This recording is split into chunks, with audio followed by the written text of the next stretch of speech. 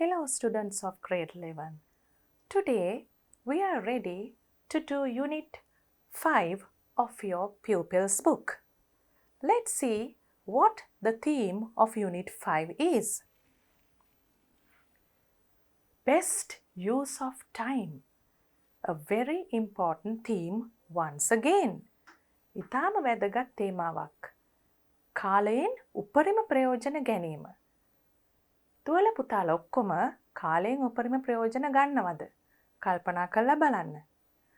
Today's activities will be based on this very important theme. Let's start. Activity 1 gives you some quotations. Read the following sayings. අපි බලමු මේ කියලා තියෙන දේවල් කොච්චර වැදගත් අදහස්ද කියලා. Remember that time is money. Time stops for no one. Time is what we want most, but what we use worst. One always has time enough if one will apply it well. A man who dares to waste 1 hour of time has not discovered the value of life. Charles Darwin. What do you have to do after reading them? Do you agree with these sayings? Agree. ඕගොල්ලන් මේ කියපු දේවල් එක්ක එකඟ වෙනවද? Discuss with your partner and find the message conveyed by them. මේ sayings හරහා අපිට දෙන පණිවිඩය මොකක්ද කියලා discuss කරන්න කියලා තියෙනවා. Let's go back to the first one to see the meaning and whether you agree with the meaning. Remember that time is money. කාලය මුදල් වලට සමාන කරලා තියෙනවා. ඒකට ඔගොල්ලෝ එකඟ වෙනවද? කාලය රන් හා සමානයි කියලාත් කියනවනේ. කාලය මුදල් වලට සමාන කරලා තියෙන්නේ අපි නාස්ති කරනකොට කාලය මුදල් නැති වෙනවා කියන අදහසින්. Time stops for no one. That's very true. කාලය අපි කිසි කෙනෙක් වෙනුවෙන් නවතින්නේ නැහැ. කාලය යනවා. Time is what we want most. අපිට වැඩියෙන්ම ඕනේ කාලය, but what we use worst. අපි ඉතාමත් වැරදි විදියටම පාවිච්චි කරන්නේ අපිට වැඩියෙන්ම ඕනේ කාලය කියන එක. Do you agree? මං හිතන්නේ දුවලා පුතාලා ඔක්කොටම agree වෙන්න. එහෙම නැත්නම් එකඟ වෙන්න වෙනවා මේ අදහස් එක්ක. One always has time enough if one will apply it well. දැන් පුතාලා අහලා තියෙනව නේද? අපිට කාලය මදි කියලා හුඟක් අය කියනවා. හැබැයි ඒ ඇත්තටම කාලය මදි හින්දාද? එහෙම නැත්නම් අපි හරියට apply yourself. අපි කාලය ප්‍රයෝජනවත් විදිහට පාවිච්චි කරන්නේ නැති නිසාද? A man who dares to waste 1 hour of time. එක පැයක් කවුරු හරි කෙනෙක් විනාශ කරගන්නවා නම් has not discovered the value of life. ඒ කියන්නේ අපි කාලය නාස්ති කරන අය නම් අඩුම ගානේ එක පැයක්වත් කවුද කියන්නේ? Charles Darwin. පරිණාමවාදයේ පියා. Father of evolution. එක පැයක් හරි අපි නාස්ති කරනවා නම් අපි ජීවිතේ වටිනාකම, the value of life discovered, අපි සොයාගෙන නැහැ කියන එක. I think you all agree with the sayings we read here. Now look at activity 2. Once again, you have a conversation. There is Rajan, Samit, Hassan. You have 3 friends talking about something Very important. We'll see what it is. Rajan says, "Hey Samit, where are you going in such a hurry?" මේ තරම් කලබලෙන් කොහෙද යන්නේ කියලා අහනවා. Samit answers, "We are late for cricket practices. If we hurry up, we can be there on time." දැන් මේගොල්ලන් cricket practices වලට පරක්කු හින්දා තමයි මේ ඉක්මනට යන්නේ. දැන් කොහොමද ඒක කියන්නේ? අපි ඉක්මනට ගියොත් වෙලාවට යන්න පුළුවන් කියන එක. If we hurry up, අපි තව ඉක්මන් කරොත් on time, හරි වෙලාවටම එතන ඉන්න පුළුවන් කියන එක. Use this phrase on time when you want to say that you want to complete something on time, or you want to submit a project on time. In those instances, Hassan says, "Take it easy."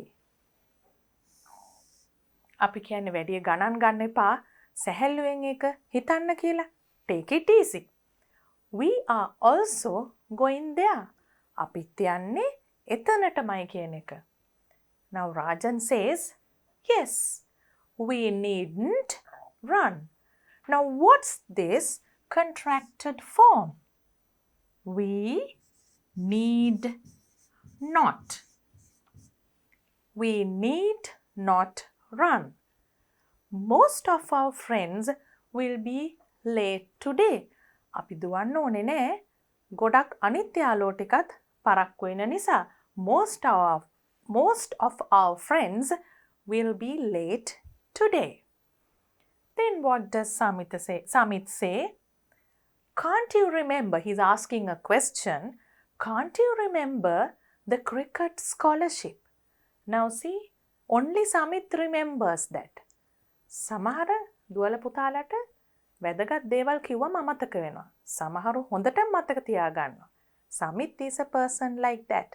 So he remembers something about a scholarship. Cricket සම්බන්ධ ශිෂ්‍යත්වයක් ගැන එයාට මතකයක් තියෙනවා. අනිත් අයගෙන් අහනවා, "Can't you remember?" ඔයගොල්ලන්ට මතක නැද්ද? Rajan says, "Oh no. I completely forgot that." මට සම්පූර්ණයෙන් මේක අමතක වුණා. But not to worry. We'll be late only by a few minutes. Not to worry.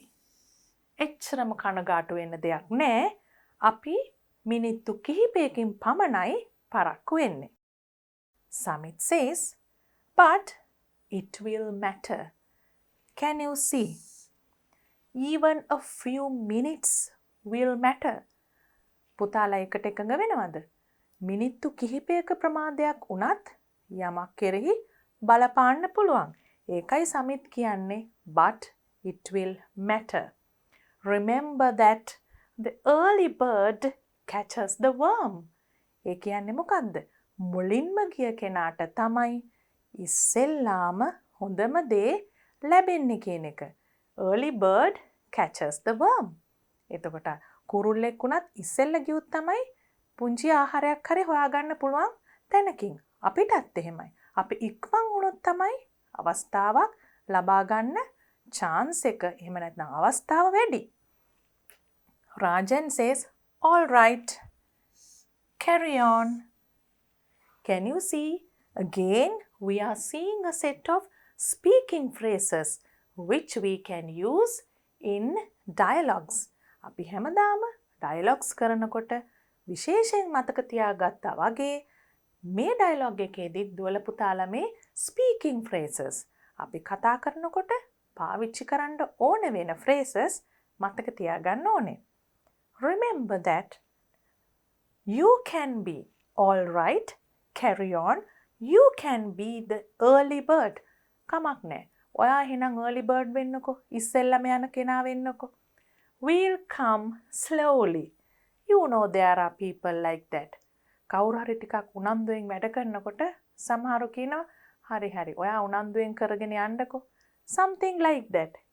Rajan says, "All right, carry on. You can be the early bird. We'll come slowly. Then Samit says, bye, see you. After the dialogue, you have another activity which is to discuss advantages of working on time. Have you ever thought of the advantages of working on time? දුවල පුතාලා ඔක්කොම grade 11 කියන්නේ O level exam එක කරන අවුරුද්ද. You must make use of your time in a very wise manner. ඔගලන් හිතලා තියෙනවද කාලය හොඳින්ම පාවිච්චි කරන්නේ කොහොමද කියන එක? හිතලා තියෙනවා නම් තවත් ලේසි මේ activity එක කරන්න. Working on time, discuss the advantages. හිතලා විතරක් නෙමෙයි ඒ විදිහට හිතලා වැඩ කරලා තියෙනවා නම් advantages කියන්නේ වාසි සහගත දේවල්. කතා කරන්න හරිම ලේසි. ඇයි ප්‍රතිඵල ලබලා තියෙන කෙනෙක්ට advantages කතා කරන්න ලේසි. Advantages of working on time. වෙලාවට වැඩ කිරීමේ වාසි. Let's try to think of a few. Before that, can you remember this saying from the first page? Time is what we want most, but what we use worst. Then, මේ අදහසත් මතක් කරගෙනම පුතාලත් ලියන්න ඕනේ time, the importance of working on time, advantages of working on time. See whether you have thought of or written something similar to this. Shall we have a look? අපි කියවලා බලමුද මොන වගේ අදහස්ද මේ activity එකට ගැලපෙන්නේ කියලා. You can have more ideas, but let's look at this too. You are directed towards effective learning. අපි කාලය හොඳින් පාවිච්චි කරලා නාස්ති නොකර වැඩ කරගෙන යනකොට අපිට ඉතාම හොඳින් ඉගෙන ගන්න පුළුවන් වෙනවා. අපි ඒකට යොමු වෙනවා, direct වෙනවා. You are directed towards effective learning. හුඟක් වෙලා පාඩම් කරනවා කියන එකට වඩා පාඩම් කරන ටිකත් හරි වෙලාවෙදි කරනවා නම් හරියට කරනවා නම් ඒකත් හරිම effective. So you are directed towards effective learning. You will obtain high grades or results for your academic work. ඔගලන්ගේ අධ්‍යාපනික කටයුතු වලට විෂයන් වලට ගාක් හොඳ ලකුණු ලබා ගන්න පුළුවන්. වෙලාව නාස්ති නොකර ඉගෙන ගත්තොත්. You won't miss important deadlines. What are deadlines? Have you ever had deadlines? I'm sure you have had deadlines. ඔගලන්ට අනිවාර්යෙන්ම දින නියම කරලා තියෙනවනේ. යමක් බාර දෙන්න, ඉවර කරන්න. project එකක් වෙන්න පුළුවන්, speech එකක් වෙන්න පුළුවන්, poster එකක් වෙන්න පුළුවන්. anything, assignment එකක්, පැවරුමක්, ව්‍යාපෘතියක්, ඒ ඕනම දෙයකට ඕන තරම් කල් අරගෙන කරන්න කියන්නේ නෑනේ. Teacher gives you a deadline. Submit your assignment by the end of next week. Revise your work before the end of this month. So you are given deadlines. ඒ වගේ දේවල් මිස් වෙන්නේ නෑ. අපි කාලය නාස්ති කරන්නේ නැතුව පිළිවෙලට වැඩ කරොත්. You won't miss deadlines. Otherwise, you will remember about what you have to submit only when the deadline comes or only the day before the deadline. Deadline එකට එක දවසකට ඉස්සෙල්ලා. එහෙම නැත්නම් deadline එක දවසේ උදේ තමයි නැත්තම් මතක් වෙන්නේ. You will have less stress without having to panic. අන්තිම මොහොතේ කලබල වෙලා වැඩ කරන්න ඕනේ. Less stress. Less stress. අසහනකාරී ගතිය අඩු වෙනවා. පැනික් කරන්න ඕනේ නෑ. අන්තිම මොහොතේ කලබල වෙලා කරන්නේ මොකද්ද කියලා දන්නෙත් නැතුව වැඩ කරන්නේ. එහෙම කරන්න ඕනේ. If you work on time, වෙලාවට වැඩ කරොත්.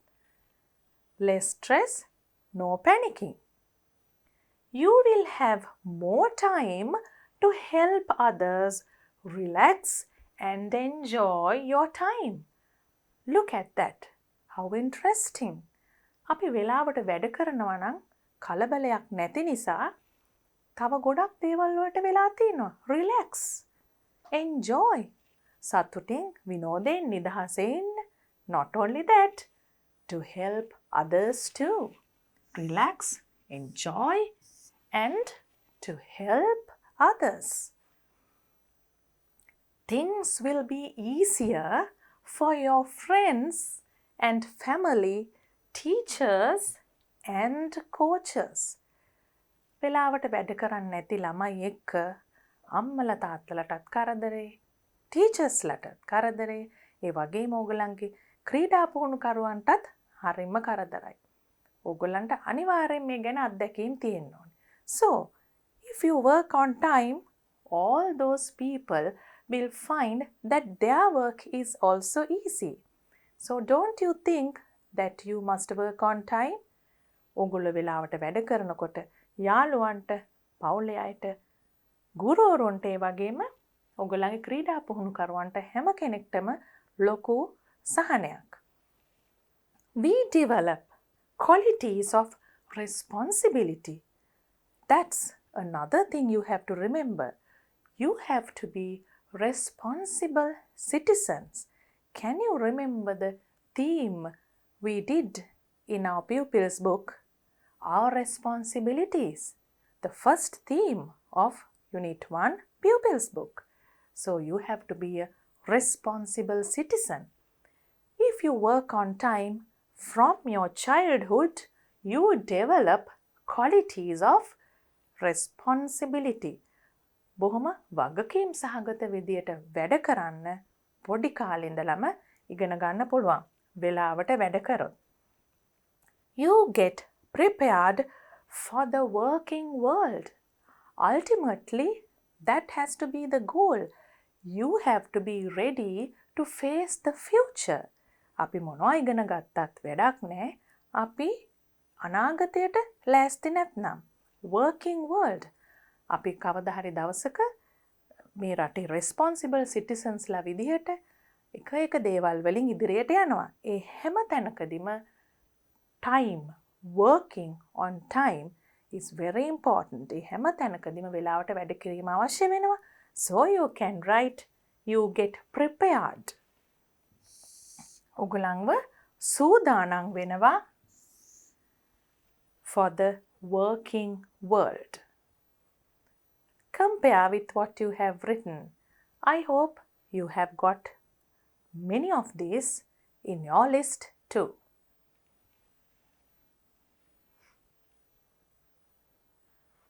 Activity 5. Hassan and Rajan came late. They were looking for Samit. They saw some other friends writing something. Then Hassan and Rajan පරක්කු වෙලා එනකොට සමිත්ව තමයි බල ආවේ looking for. මොකද්ද දැක්කේ? Some other friends writing something. අනිත් යාළුවෝ ලියනවා. Complete their conversation using the phrases given. දැන් දීලා තියෙන phrases වලින් මේ conversation එක පුරවන්න තියෙන්නේ අපිට. Let's look at the phrases. How many phrases are there? We have 5 phrases. Let's read and see what they mean. We are filling in an application form. ඒක තේරෙනවනේ පුතාලට අපි application form එකක් පුරවනවා. From the representative, නියෝජිතයෙක්ගෙන් he must be in the pavilion. He must be. එයා ඉන්නවා ඇත්තේ pavilion එකේ. It's for a cricket scholarship to Australia.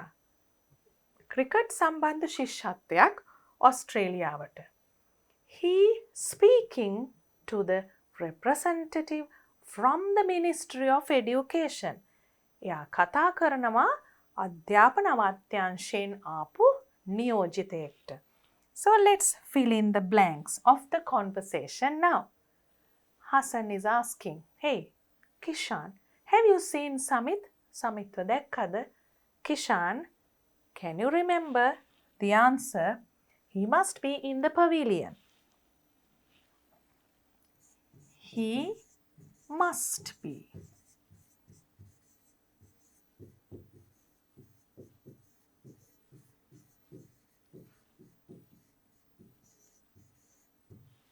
Next, Rajan is asking, what is he doing there? එයා මොනවද එතන කරන්නේ?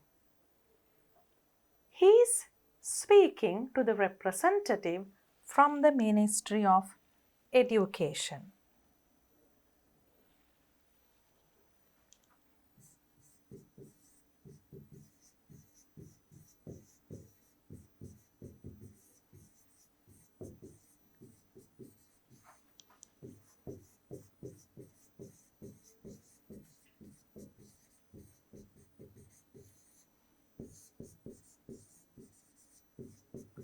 From the Ministry of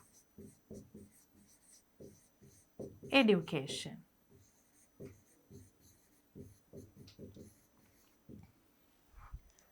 Oh, what are you doing? Hassan is asking, මොනවද ඔයා කරන්න කියලා. We are filling in an application form. We are filling in an application form.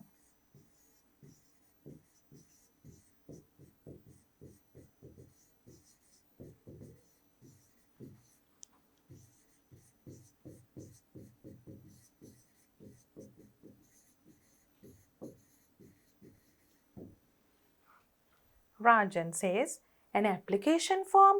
What is it for? මොනවටද application form එකක් පුරවන්නේ? ඒකට ගැලපෙන්නේ මේක. It's for. එතකොට මේ it කියන එකෙන් අපි refer කරන්නේ application form එකට for a cricket scholarship in Australia.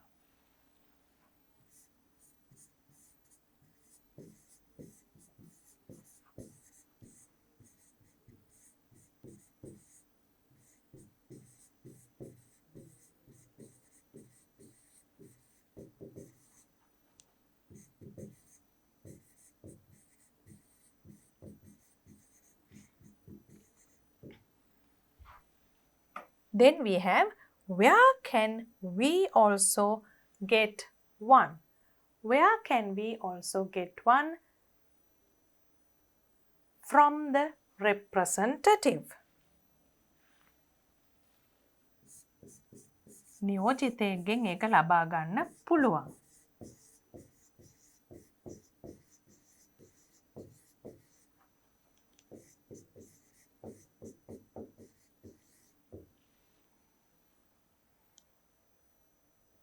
Then Rajan finally says, I hope we are not late.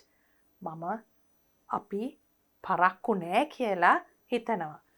ඇයි ඒගොල්ලන් මුලින්ම ආවේ පරක්කු වෙලා දැන් මේ ඇප්ලිකේෂන් ෆෝම් එක ෆිල් කරන්නේ හොඳ දෙයකට, හොඳ ඔපචුනිටි එකකට, අවස්ථාවකට.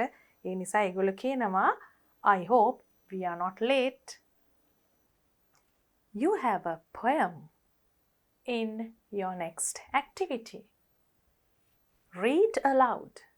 Let's read it aloud first and then see what the meaning is. When Hassan and Rajan met the master in charge, he showed them the following poem, which was pasted on the wall of the staff room. Hassantai Rajantai ක්‍රීඩා භාර ගුරුතුමා master in charge යම් කිසි විෂයක් හෝ ක්‍රීඩාවක් හෝ භාර ගුරුතුමා he showed them the following poem which was pasted on the wall of the staff room. Let's read it. Time. The poem is about time. කාලය. To realize the value of 1 year, to realize the value of 1 year, ඒ කියන්නේ එක අවුරුද්දක වටිනාකම ඉගෙන ගන්න නම් ask a student who has failed a final exam. එක අවුරුද්දක වටිනාකම ඉගෙන ගන්න අහන්න අවසාන විභාගය ෆේල් වෙච්ච අසමත් වෙච්ච ස්ටුඩන්ට් කෙනෙක්ගෙන්. ඇයි? එයා දන්නවා ඒ අවුරුද්දේ වැඩ කරා නම් ඒ අවුරුද්දට වටිනාකමක් දුන්නා නම් එයා ෆේල් වෙන්නේ නැති බව. ඒ නිසා අවුරුද්දක වටිනාකම දැනගන්න ඕන නම් අහන්න ඕන හොඳම කෙනා ෆේල් වෙච්ච ස්ටුඩන්ට් කෙනෙක්. To realize the value of 1 month, 1 year, 1 month. Ask a mother who has given birth to a premature baby. එක මාසයක වටිනාකම අහන්න ඕනේ නම් දැනගන්න ඕනේ නම් අහන්න මදර් කෙනෙක්ගෙන් කොයි වගේද who has given birth to a premature baby.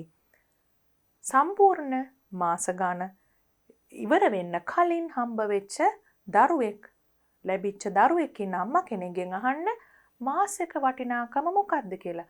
මොකද ඒ අම්මා දන්නවා තව මාසයක් ඒ දරුවා පරක්කු වෙලා ඉපදුනා නම් මීට වඩා නිරෝගී දරුවෙක් වෙන බව. So she will tell you how important a month is. To realize the value of 1 week, we have 1 year, and then we have 1 month, and now we have 1 week. Ask an editor of a weekly newspaper. සතිපතා පළවෙන පුවත්පතක කර්තෘ කෙනෙක්ගෙන් ඇහුවොත් කියයි සතියක වටිනාකම. සතියක් තුල ඉවර කරන්න බැරි තරම් වැඩ කොටසක් තියෙන කෙනෙක් තමයි පුවත්පත් කර්තෘවරයෙක් කියන්නේ. So if you ask an editor of a weekly newspaper, he will tell you how important a week is, a single week is. To realize the value of 1 hour. දැන් පුතාලා දුවලට පේනව නේද මේ කාලය ටික ටික අඩු වෙලා යන හැටි මේ පොයම් එකේ සඳහන් කරන. දැන් අපි 1 hour එක පැයකට අඩු වෙලා තියෙනවා. To realize the value of 1 hour, ask a diver, කිමිදුම් කරුවෙක්ගෙන් අහන්න, who dives with an oxygen cylinder. අපි දන්නවා ඒ ඔක්සිජන් සිලින්ඩර් එක පැයකට නම් සෑහෙන්නේ ඒ කිමිදුම්කරුවා පැයක් ඇතුළත එළියට එන්න ඕනේ. නැත්නම් හුස්ම ගන්න බැරි වෙනවා කියන එක කියන්න දෙයක් නෙවෙයිනේ. So a person like that who knows that he has oxygen only for 1 hour will tell you how important an hour is. තමුන්ට හුස්ම ගන්න ඔක්සිජන් තියෙන්නේ තව පැයයි කියලා දන්න කෙනෙක් තරම් තව කෙනෙක් ඉන්න විදිහක් නෑ පැයක වටිනාකම කියලා දෙන්න. To realize the value of 1 minute. දැන් අපි එක මිනිත්තුවකටත් ආවා පොයම් එකේ. Ask the person who has missed a train, bus or a plane. මිනිත්තු කිහිපයකින් තමුන්ගේ බස් එක, ට්‍රේන් එක, ප්ලේන් එක වුණත් මිස් වෙන්න පුළුවන්. එතකොට ඒ මිනිත්තුව නිසා එයාගේ සම්පූර්ණම ගමනක් විශාල වටිනාකමක් ඇති වැඩකට යන්න ගිය ගමනක් මිස් වුණා වෙන්න පුළුවන්, මග හැරුණා වෙන්න පුළුවන්. Let's think it's an examination, it's a job interview where you have to go on time.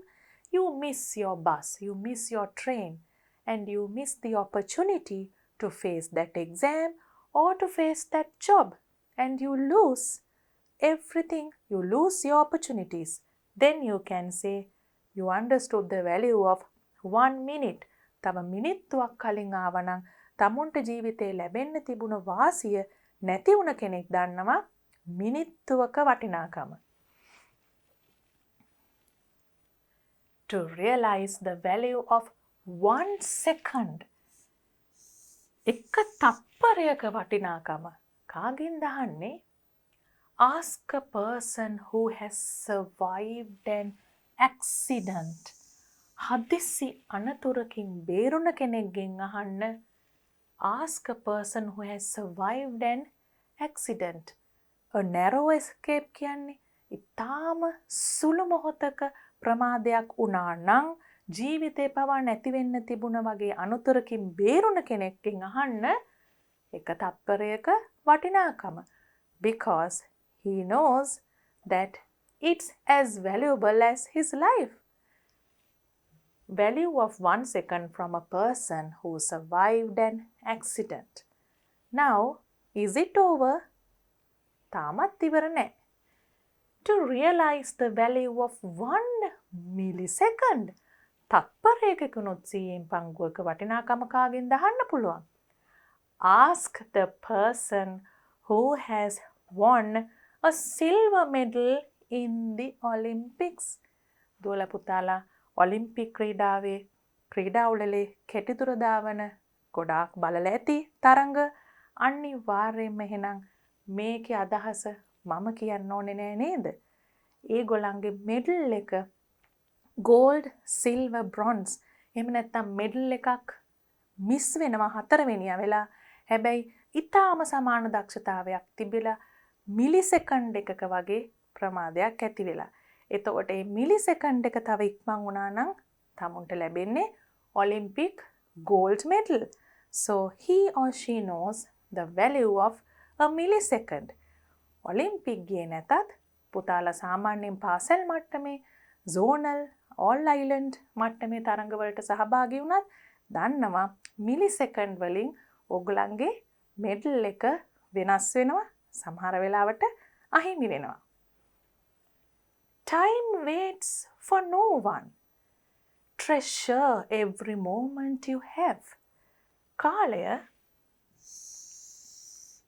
කිසිම කෙනෙක් වෙනුවෙන් නවතින්නේ නැහැ. එම නිසා අපිට ලැබිලා තියෙන වෙලාව වැලියු කරන්න නිදානයක් වගේ සම්පතක් වගේ අදහසකින් වටිනාකමකින් ඒ ගැන හිතන්න. Every moment හැම මොහොතක්ම treasure every moment ඔබේ ජීවිතේ හැම මොහොතක්ම වටිනවා කියන එකෙන් හිතන්න. You will treasure it even more. ඔබ තව දුරටත් ඒක වටිනාකමක් දකි. You can share it with someone special. තවත් කෙනෙක් වෙනුවෙන් උදව්වක් කරන්න පුළුවන් නම්, තවත් කෙනෙක් එක්ක ෂෙයා කරන්න, බෙදා හදා ගන්න පුළුවන් නම් හොඳ අවස්ථාවක්. කාලය කියන දේ අවස්ථාව, කාලය කියන දේ වටිනාකම තවත් හොඳින් දැනේ. ඉතාම ලස්සන පොයම් එකක්. author unknown. අපි දන්නේ නැහැ කවුද ලිව්වේ කියලා. හැබැයි මම හිතනවා පුතාලා මේකේ අදහස හොඳින්ම හිතට ගත්තා කියලා. Before answering the question, let's read the poem once more. මේ කියලා දුන්න අදහස් එක්ක පුතාලට හොඳින්ම හිතට යනවද බලන්න මේ poem එකේ අදහස. Time. To realize the value of 1 year, ask a student who has failed a final exam.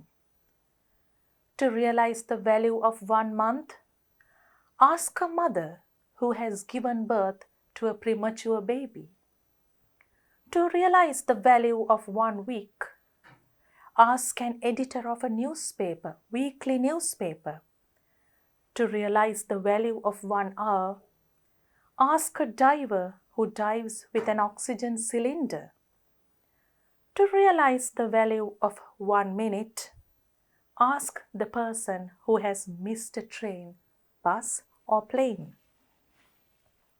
To realize the value of 1 second, ask a person who has survived an accident. To realize the value of 1 millisecond, ask the person who has won a silver medal in the Olympics.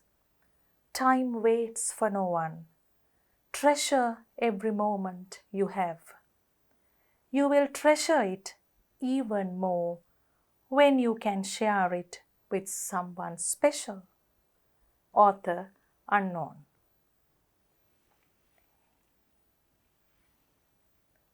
Now let's move on to the activity.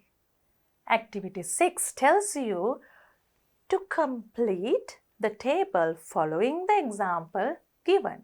Again, an activity where you transfer information, this time from a poem to a table. They have given you the first answer. පළවෙනි එක දීලා තිනවා. ඒ විදිහටම තමයි ඊළඟ ටිකත් ලියන්න තියෙන්නේ. 1 year, a student who has failed the final exam. ඊට පස්සේ අපිට තිබ්බා 1 month. 1 month කාගෙන්ද දැනගන්නේ? A mother who has given birth to a premature baby.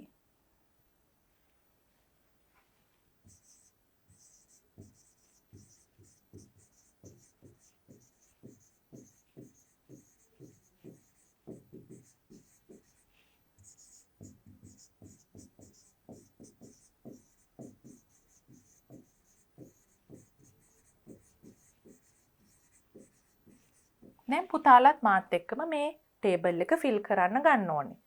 After 1 year and 1 month, what was there? 1 week.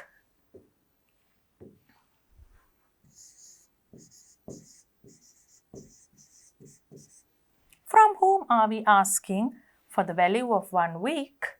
An editor of a weekly newspaper. An editor of a weekly newspaper. 1 year, 1 month, 1 week, 1 day. From whom are you asking the value of 1 day?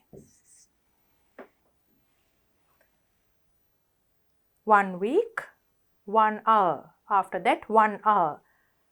A diver who dives with an oxygen cylinder.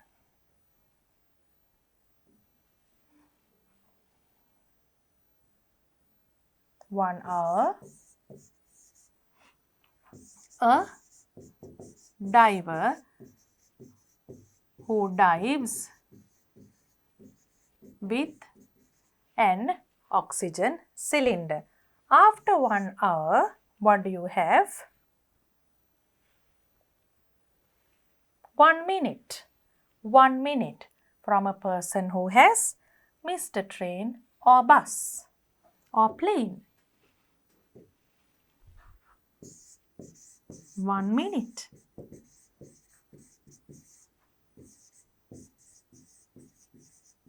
A person who has missed a train, a bus or a plane. You can complete 1 minute. Then you have 1 second. 1 second.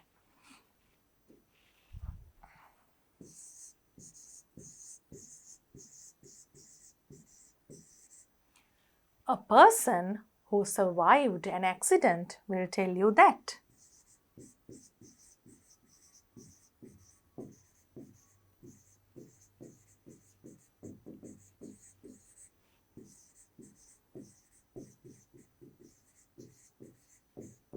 And what we have to write last is 1 millisecond. Shall we look at it again and come to realize the value of 1 millisecond? 1 millisecond.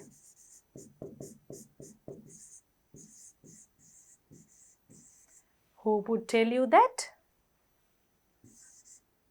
A person who missed the gold medal, the person who has won a silver medal in the Olympics.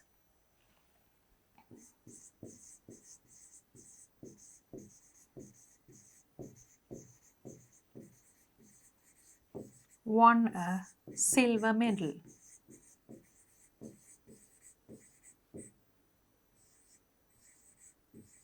At the Olympics.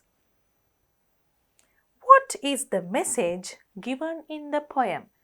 That is your next final question of this activity. So what do you think the message? What did we emphasize? අපි මොකක් ගැනද poem එකේ හැම අවස්ථාවකදීම වැඩියෙන්ම අදහස් කරේ? The value of time. In simple terms, the value of time. Or you can say the poem gives a message not to waste time. Different ways you can write in a simple way, or you can write directly from the poem. Not to waste time. Or else in a beautiful way, directly from the poem. poem එකේ කියපු විදියටම ලස්සනට කියනවා නම් කොහොමද කියන්න පුළුවන්? We'll look at the poem. Treasure it even more. Treasure every moment. Treasure.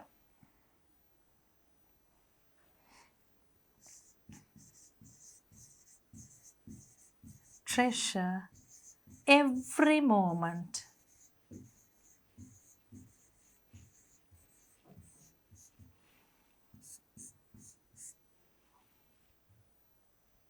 Treasure every moment. So you can also write the message of the poem like this. Now before doing the next activity, can you guess what's happening here? Two students are talking to a master. දැන් ළමයි දෙන්නෙක් ගිහිල්ලා master කෙනෙක් එක්ක කතා කරනවා පේනවා මොන වගේ දෙයක්ද මේ කතා කරනව ඇත්තේ. ඕගොල්ලන්ටත් මේ වගේ දේවල් වෙලා තියෙනවද කියලා මතක් කරලා බලන්න ඊළඟ ඇක්ටිවිටි එකට. එතකොට අපිට අදහස් ගන්න පුළුවන්. Activity 7 is to write a conversation. Here we have the situation given. Hassan and Rajan apologized to their master in charge for being late. Write the conversation they had with the master in charge. Include their excuse and the master in charge's advice. What do we have to write here? අපි පරක්කු වුණ එකට නිදහසට කරුණු කියන්නේ කොහොමද? දුවල පුතා මෙහෙම අවස්ථාවලට අනිවාර්යයෙන්ම මුහුණ දීලා ඇති. එතකොට අපේ ගුරුවරු, ක්‍රීඩා, එහෙම නැත්නම් සංගම්බාර ආචාර්යවරු අපිට අවවාද දීලත් තියෙනව නේද? මතක් කරගන්න එහෙම අවස්ථාවක්. Let's write about two examples. අපි මේ වගේ apology එකක් එහෙම නැත්නම් සමාව ඉල්ලීමක්, නිදහසට කරුණු කීමක්, ඒ වගේ දෙයක් කොහොමද කරන්න කියන අවස්ථා දෙකක් විතර කරලා බලමු. First one is the situation given here.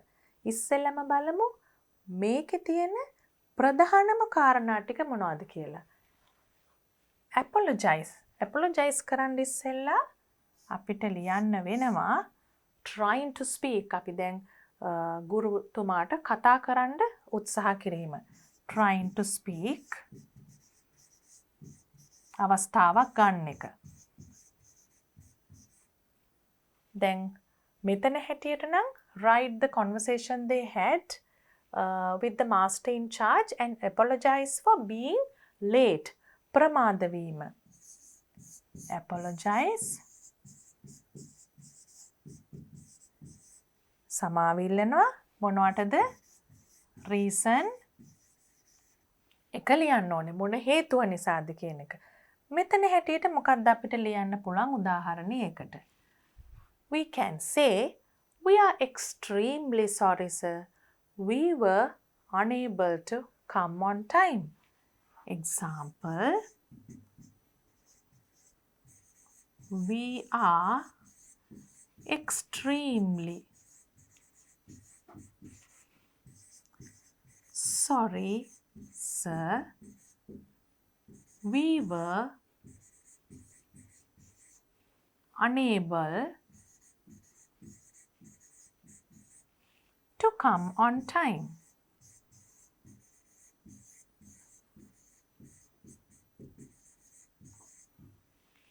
We will write that in the speech bubble too.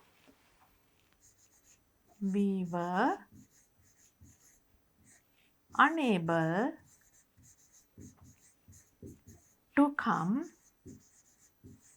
on time. We are extremely sorry, sir. Next, what do you have to know? Include their excuse and the master in charge's advice. දැන් මෙහෙම නිදහසට කරුණු කිව්වහම master in charge මොන වගේ අවවාදයක්ද ළමයින්ට දෙන්න ඇත්තේ? පරක්කු වීම සම්බන්ධයෙන් නම් අවවාදය ඒ කියන්නේ පරක්කු වෙන්න එපා කියන එකනේ. Let's assume that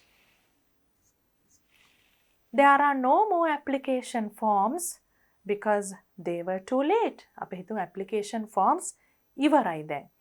එතකොට අලුතෙන් ගන්න ඕනේ. What would the master in charge say? පුතාලත් හිතලා බලන්න මේ වගේ වෙලාවක ගුරුතුමා මොනවා කියයිද කියලා.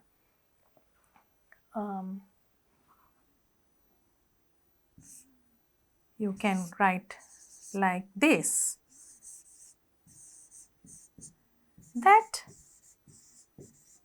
wasn't so good. ඒක එච්චරම හොඳ දෙයක් නෙමෙයි. Why were you late?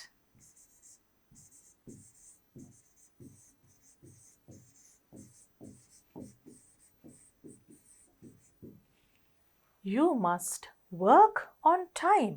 You must learn to work on time.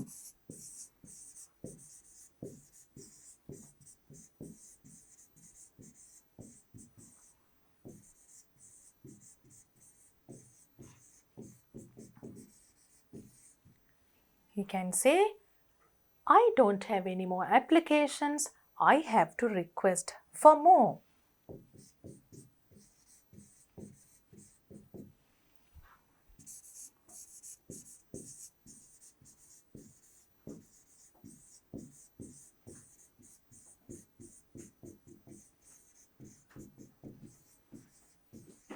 I have to request for more.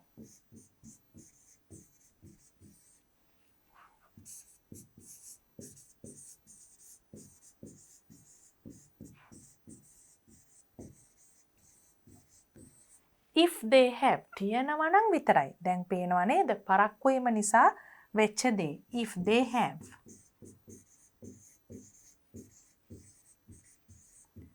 Don't let this happen next time. මේක මින් පස්සේ වෙන්න දෙන්න එපා. Don't let this happen next time. මෙන්න මේ වගේ අදහස් තමයි අපේ ගුරුතුමා දුන්න වෙන්න පුළුවන්. එතකොට advice එක මේ වගේ වෙන්න පුළුවන්. apologize කරපු විදිහ මේ වගේ වෙන්න පුළුවන්. දැන් මේ examples මේ උදාහරණ අපි බලාගෙන මතක තියාගෙන අලුත් එකකුත් ලියමු. Let's write a conversation between a master in charge and two students about another kind of a mistake they had done. දැන් මෙතන තියෙන්නේ පරක්කු වීම ගැන. අපි හිතමු අපි ආවේ නැහැ කියලා මොකක් හරි පුහුණු වීම කටයුත්තකට ඒ වගේ අවස්ථාවකදී අපි බලමු මොන වගේ conversation එකක්ද කරන්න පුළුවන් කියලා. Let's look at this example. Hassan says, Rajan, shall we meet the master in charge before school starts? He just came out of the office. අපි ස්කෝලේ පටන් ගන්න කලින්ම master in charge ව හම්බ වෙමුද? Rajan says, that's a good idea. We must apologize as early as possible. We must apologize as early as possible කියන්නේ මොකද්ද? හැකි ඉක්මනින්. Then Hassan and Rajan both meet the master and say, "Good morning, sir." And the master in charge says, "Good morning. Why were you not there at practices yesterday?" දැන් බලන්න පුතාලා මෙතෙන්ට වෙනකන් good morning කියන තැනට වෙනකම්ම ඉස්සෙල්ලා අවස්ථාවේ conversation එක ලියන්නත් පාවිච්චි කරන්න පුළුවන්. එතන ඉඳලා අපි අවස්ථාව වෙනස් කරලා තමයි මේක ලියන්නේ. පුහුණුවීම් කටයුත්තකට ආවේ නැති එකක් ගැන. එතකොට මේ වෙනුවට අහන්න පුළුවන් why didn't you come on time to collect the application form? Then Rajan says, "For this, we are extremely sorry about it, sir. We had some urgent preparation work." පුංචි ළමයි වගේම ලොකු ළමයිත් මේ වගේ එක එක හේතු දෙනවනේ මොනවා හරි කරන්න බැරි වුණාම. මොකක්ද මේගොල්ලන්ගේ හේතුව? We had some urgent preparation work. බොහොම හදිසි සූදානම් වීමේ වැඩ වගයක් අපට තිබුණා. දැන් ඒ වගේ එකකුත් අවස්ථාව මොකක් වුණත් පාවිච්චි කරන්න පුළුවන් conversation එකකට. තමුන් දෙන හේතුව. Then Hassan says also adds. Hassan Rajan කියපු දෙයට එකතු කරනවා තවත් කාරණාවක්. "Yes, sir. Our group presentation is due today and we were completing some posters after school yesterday." ඒ කියන්නේ due today කියන්නේ අපේ presentation එක ඉදිරිපත් කිරීමක් අද කරන්න තියෙනවා. ඉතින් අපි ඒකට posters හදාද ඊයේ ලෑස්ති වුණා after school. Master in charge says, "Is that so?" එහෙමද? "But we have a tournament in 2 weeks' time." අපිටත් තියෙනවනේ තරඟාවලියක් සති දෙකකට පස්සේ. "You cannot miss any practice sessions." කිසිම පුහුණුවීමක් අතපසු කරන්න බෑ. Miss any practice session cannot miss. කිසිම පුහුණුවීම් වාරයක් අතපසු කරන්න බෑ. Do you understand? Then Hassan says, "Yes, we do, sir." Now, can you remember we did it in previous conversations too? අපි දිග උත්තරයක් දිග වාක්‍යයක් ලියන්නේ නැතුව කෙටියෙන් පිළිතුරු දෙන හැටි. ප්‍රශ්නේ මොකක්ද? Do you understand? Yes, we understand, sir. කියන්නේ නැතුව yes, we do. Yes, we understand. නැතුව repeat කරන්න නැතුව yes, we do. Rajan says, "It's our fault." ඒක අපේ වැරද්ද තමයි. අපි පිළිගන්නවා. දැන් ඉස්සෙල් අවස්ථාවටත් ගැලපෙනවා මේ අවස්ථාවටත් ගැලපෙනවා. මොකද දෙකම යම් වරදක් වෙලා apologize කරන අවස්ථාවක්. It's our fault. ඒක අපේ වැරද්ද තමයි. Master in charge says, "That's all right. But you must learn a lesson. Never wait till the last moment." ඒකට දැන් කමක් නැහැ. හැබැයි ඕගොල්ලෝ පාඩමක් ඉගෙන ගන්න ඕනේ. මොකක්ද පාඩම? Never wait till the last moment. එතකොට අපි දැන් මේ ඉගෙන ගන්න best use of time කියන theme එකේ අදහස ඔයගලන්ට මෙතන පේනව නේද? Never wait till the last moment to complete your work. අවසාන මොහොත වෙනකන් ඉන්න එපා ඔයගලන්ගේ වැඩ සම්පූර්ණ කරන්න. You should always try to finish work before the deadline. හැමතිස්සෙම උත්සාහ කරන්න ඕනේ වැඩ අන්තිම අවසාන බාර දෙන දවස නැත්නම් ඉදිරිපත් කරන දවසට කලින් ඉවර කරන්න. Then Rajan says, "Thank you, sir. Now what was this?" That was the advice. ඕනෑම අවස්ථාවකට මේ වගේ advice එකක් ගැලපෙනවා. Thank you, sir. Advice එතකොට අපි ඊට ඉස්සෙල්ලා කරේ මොකද්ද? Excuse. මේ දෙකම මොනවද? Excuses.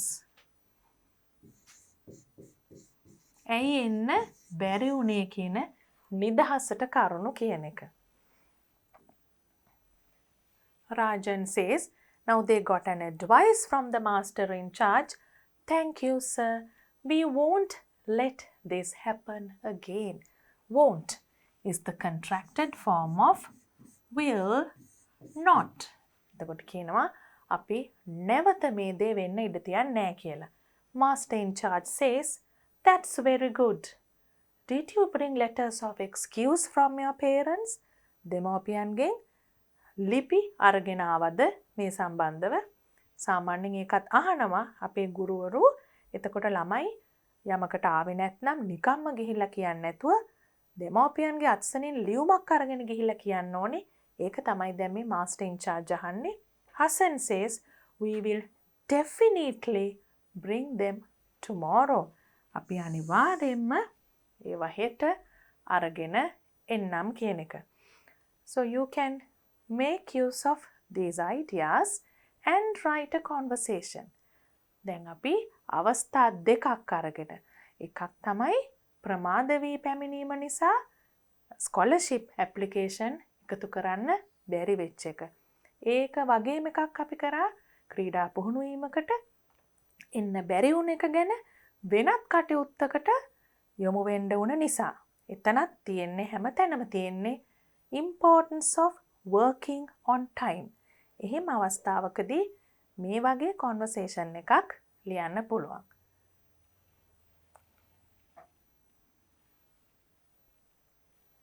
Activity 8 is a writing activity.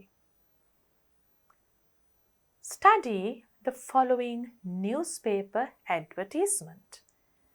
You know, there are newspaper advertisements for job opportunities. රැකියාවලට ගොඩාක් vacancy. ඒ කියන්නේ අබෑරතු වලට රැකියා අබෑරතු වලට advertisements යනවා හුඟක් ආකාරවලින්. මේක newspaper advertisement එකක්. ඒ කියන්නේ පත්තරේ යන එකක්. එතකොට අපි බලමු ඒක කියවලා මොකද්ද කරන්න තියෙන්නේ කියලා. Gajapa Sports Club is looking for a cricket coach for the senior cricket team with following qualifications. Gajapa Cricket Club කාවද හොයන්නේ cricket coach කෙනෙක්. cricket ක්‍රීඩා පුහුණුකරුවෙක් හොයනවා ඒගොල්ලන්ගේ senior cricket team එකට. මොනවද අවශ්‍ය සුදුසුකම්? What are the qualifications they are asking for? Should possess තියෙන්නම ඕනේ මොනවද? More than 10 years of experience in a similar capacity. What do you mean by similar capacity? දැන් experience කියන්නේ අපේ මින් පෙර අත්දැකීම් තියෙනවද මේ වගේ රැකියාවක් කරලා කියන එක. එතකොට අපිට බලාපොරොත්තු වෙන්න බෑ මේ වගේම මේ තනතුරම දරපු කෙනෙක්. හැබැයි similar capacity කියන්නේ මේකට යම් තරමින් හෝ සමාන වෙන වෙනත් තනතුරක්. දරුවත් ඒත් කමන්නේ වගකීම් සමානයි නම්. So you advertise like that, experience in a similar capacity. Should be an energetic person with proven track record. Very important. ඔබ මොන වගේ කෙනෙක් වෙන්න ඕනේද? ඉතාමත් උනන්දුවෙන්, ඉතාමත් ශක්තිමත්ව වැඩ කරන උනන්දුවෙන් වැඩ කරන කෙනෙක් වෙන්න ඕනේ. එහෙම කියලත් මදි. ඕන කෙනෙක්ට කියන්න පුළුවන් I am a very energetic person කියලා. මං බොහොම උනන්දුවෙන් වැඩ කරන කෙනෙක් කියලා. proven track record කියන්නේ. proven කියන වචනේ තේරුම තමයි ඔප්පු කරලා තියෙන්න ඕනේ මීට පෙර track record එක හොඳයි කියලා. අපි කරලා තියෙන අපේ ක්‍රියාවල් කවුරු හරි අතින් reference letter එකක් හරි ඒ වගේ දෙයකින් ඔප්පු වෙන්න ඕනේ මේ දේවල් කරලා තිනවා. මේ ජයග්‍රහණ ලබා දීලා තිනවා. මේ විදියට අපි දායකත්වයක් ලබා දීලා තිනවා කියලා ඔප්පු කරපු ඉතිහාසයේ අපි කරපු අපේ work history එකේ කියන්නේ අපි ඉස්සෙල්ලා රැකියාවේ අපි කරපු දේවල් ගැන සඳහනක් අවශ්‍යයි. සාධක සහිතව ඔප්පු කරන්න පුළුවන්. he will be paid an attractive remuneration. ඒ කියන්නේ ඉතාමත් හොඳ වේතනයක්. හොඳ මුදල් ලැබෙනවා මේ රැකියාවේ. දැන් එහෙම දාන්නේ. එතකොට හුඟක් අය මේ vacancy එකට apply කරන්න කැමති වෙන නිසා. So they give information. See the kind of information they are giving. Asking for qualifications. සුදුසුකම් අහනවා. මොන වගේ දේවල්ද තමුන් වැඩ කරන ඉදිරි පෙර වැඩ කරන ස්ථානවල මොන වගේ විදිහේ වැඩද කරලා තියෙන්නේ කියන එක අහනවා. attractive remuneration එකක් හොඳ වේතනයක් තියෙන බව දන්වනවා. walk-in interviews. What are walk-in interviews? You know interviews. ඒ කියන්නේ සම්මුඛ සාකච්ඡාවක් කියලාත් අපි සාමාන්‍යයෙන් කියනවා. මෙතන interview job interview එකක්. ඒ කියන්නේ අපි රැකියාවකදී කෙනෙක්ගෙන් ප්‍රශ්න කරලා තමයි ගන්නේ. ඒ කෙනා සුදුසුද කියලා. Walk-in interviews means you can go there on a given day without any specific appointment for yourself. ඒ කියන්නේ ඔයාටම වෙන් කරපු මේ ඇප්ලිකන්ට්ටම වෙන් කරපු වෙනම වෙලාවක් නැතුව සාමාන්‍යයෙන් කියනවානේ please come for an interview on the 7th of April කියලා අපි දවසක් කියනවා කියමු. එහෙම නෙමෙයි walk-in interviews. ඕනම කෙනෙක්ට ඒ කාර්යාලයට ඇවිල්ලා මෙතන හැටිනම් ගජබා ස්පෝර්ට්ස් කොම්ප්ලෙක්ස් බිල්ඩින්. එතනට ඕනම වෙලාවක ඇවිල්ලා කතා කරලා තමුන්ගේ vacancy එකට කරන apply කරන එක ගැන කතා කරන්න පුළුවන්. And they are giving you details of the person to contact, the phone number and the email address. And you're writing, the secretary of the sports club is writing the advertisement. Now what do you have to do? Imagine that you are a cricket coach who wishes to apply for the post advertised. Write an email to the secretary of the Gajaba Sports Club asking for more details. ඒ කියන්නේ ඔයගොල්ලන් ලියන්න ඕනේ ලියුමක් නෙවෙයි email එකක් පොඩ්ඩක් සරලයි formal letter එකකට වඩා Gajaba Sports Club asking for more details. ඒ කියන්නේ වැඩි දුර විස්තර අහලා ලියන්න ඕනේ. For example, working hours කොච්චර වෙලාවක් අපි වැඩ කරන්න ඕනේද? Days and other facilities given. තවත් මොනවද? පහසුකම්. දැන් ඇඩ්වර්ටයිස්මන්ට් එකේ තියෙන දේවල් විතරක් නෙමෙයි අපිත් ඇප්ලයි කරනකොට අපි සුදුසුකම් තියෙනවා නම් බය නැතුව අහන්න පුළුවන් අපිට තව මොනවද ලැබෙන්නේ? අපිට මොන වගේ විදියටද වැඩ කරන්න පුළුවන්? So let's see how we write this email. It is less serious than a formal letter. අපි formal letter එකක් රාජකාරී ලිපියක් ලියන තරමටම අමාරු නැහැ. ඒ තරමටම format එකේ අංග නැහැ. නමුත් පොඩ්ඩක් සමානයි ඒකත් ලියුමකට. You have been given the format here. Already given to whom කාටද යවන්නේ කියලා email address එක තියෙනවා. ඊළඟට තියෙනවා subject. ඔයගලන්ට පේනවා අපි රාජකාරී ලියුමක් ලියනකොට ටිකක් දිගට ලියනවනේ සාමාන්‍යයෙන් topic එක. මෙතන බොහොම කෙටියෙන් subject එක දාලා තිනවා cricket coach.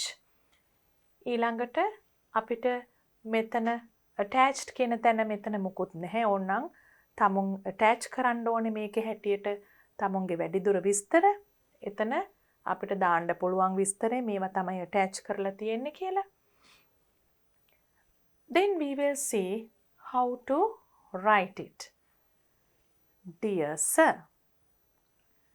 this is with regard to the advertisement. With regard to the advertisement. ඒ කියන්නේ අපි මේ පළවුණු දැන්වීමට අදාළව තමයි ලියුම මේ ඊමේල් එක ලියන්න කියන එක. To the advertisement which appeared in the Sunday Observer. කැමති පුවත්පතක නමක් ලියන්න පුළුවන් පුතාලට. I'm interested in applying. I'm interested in applying.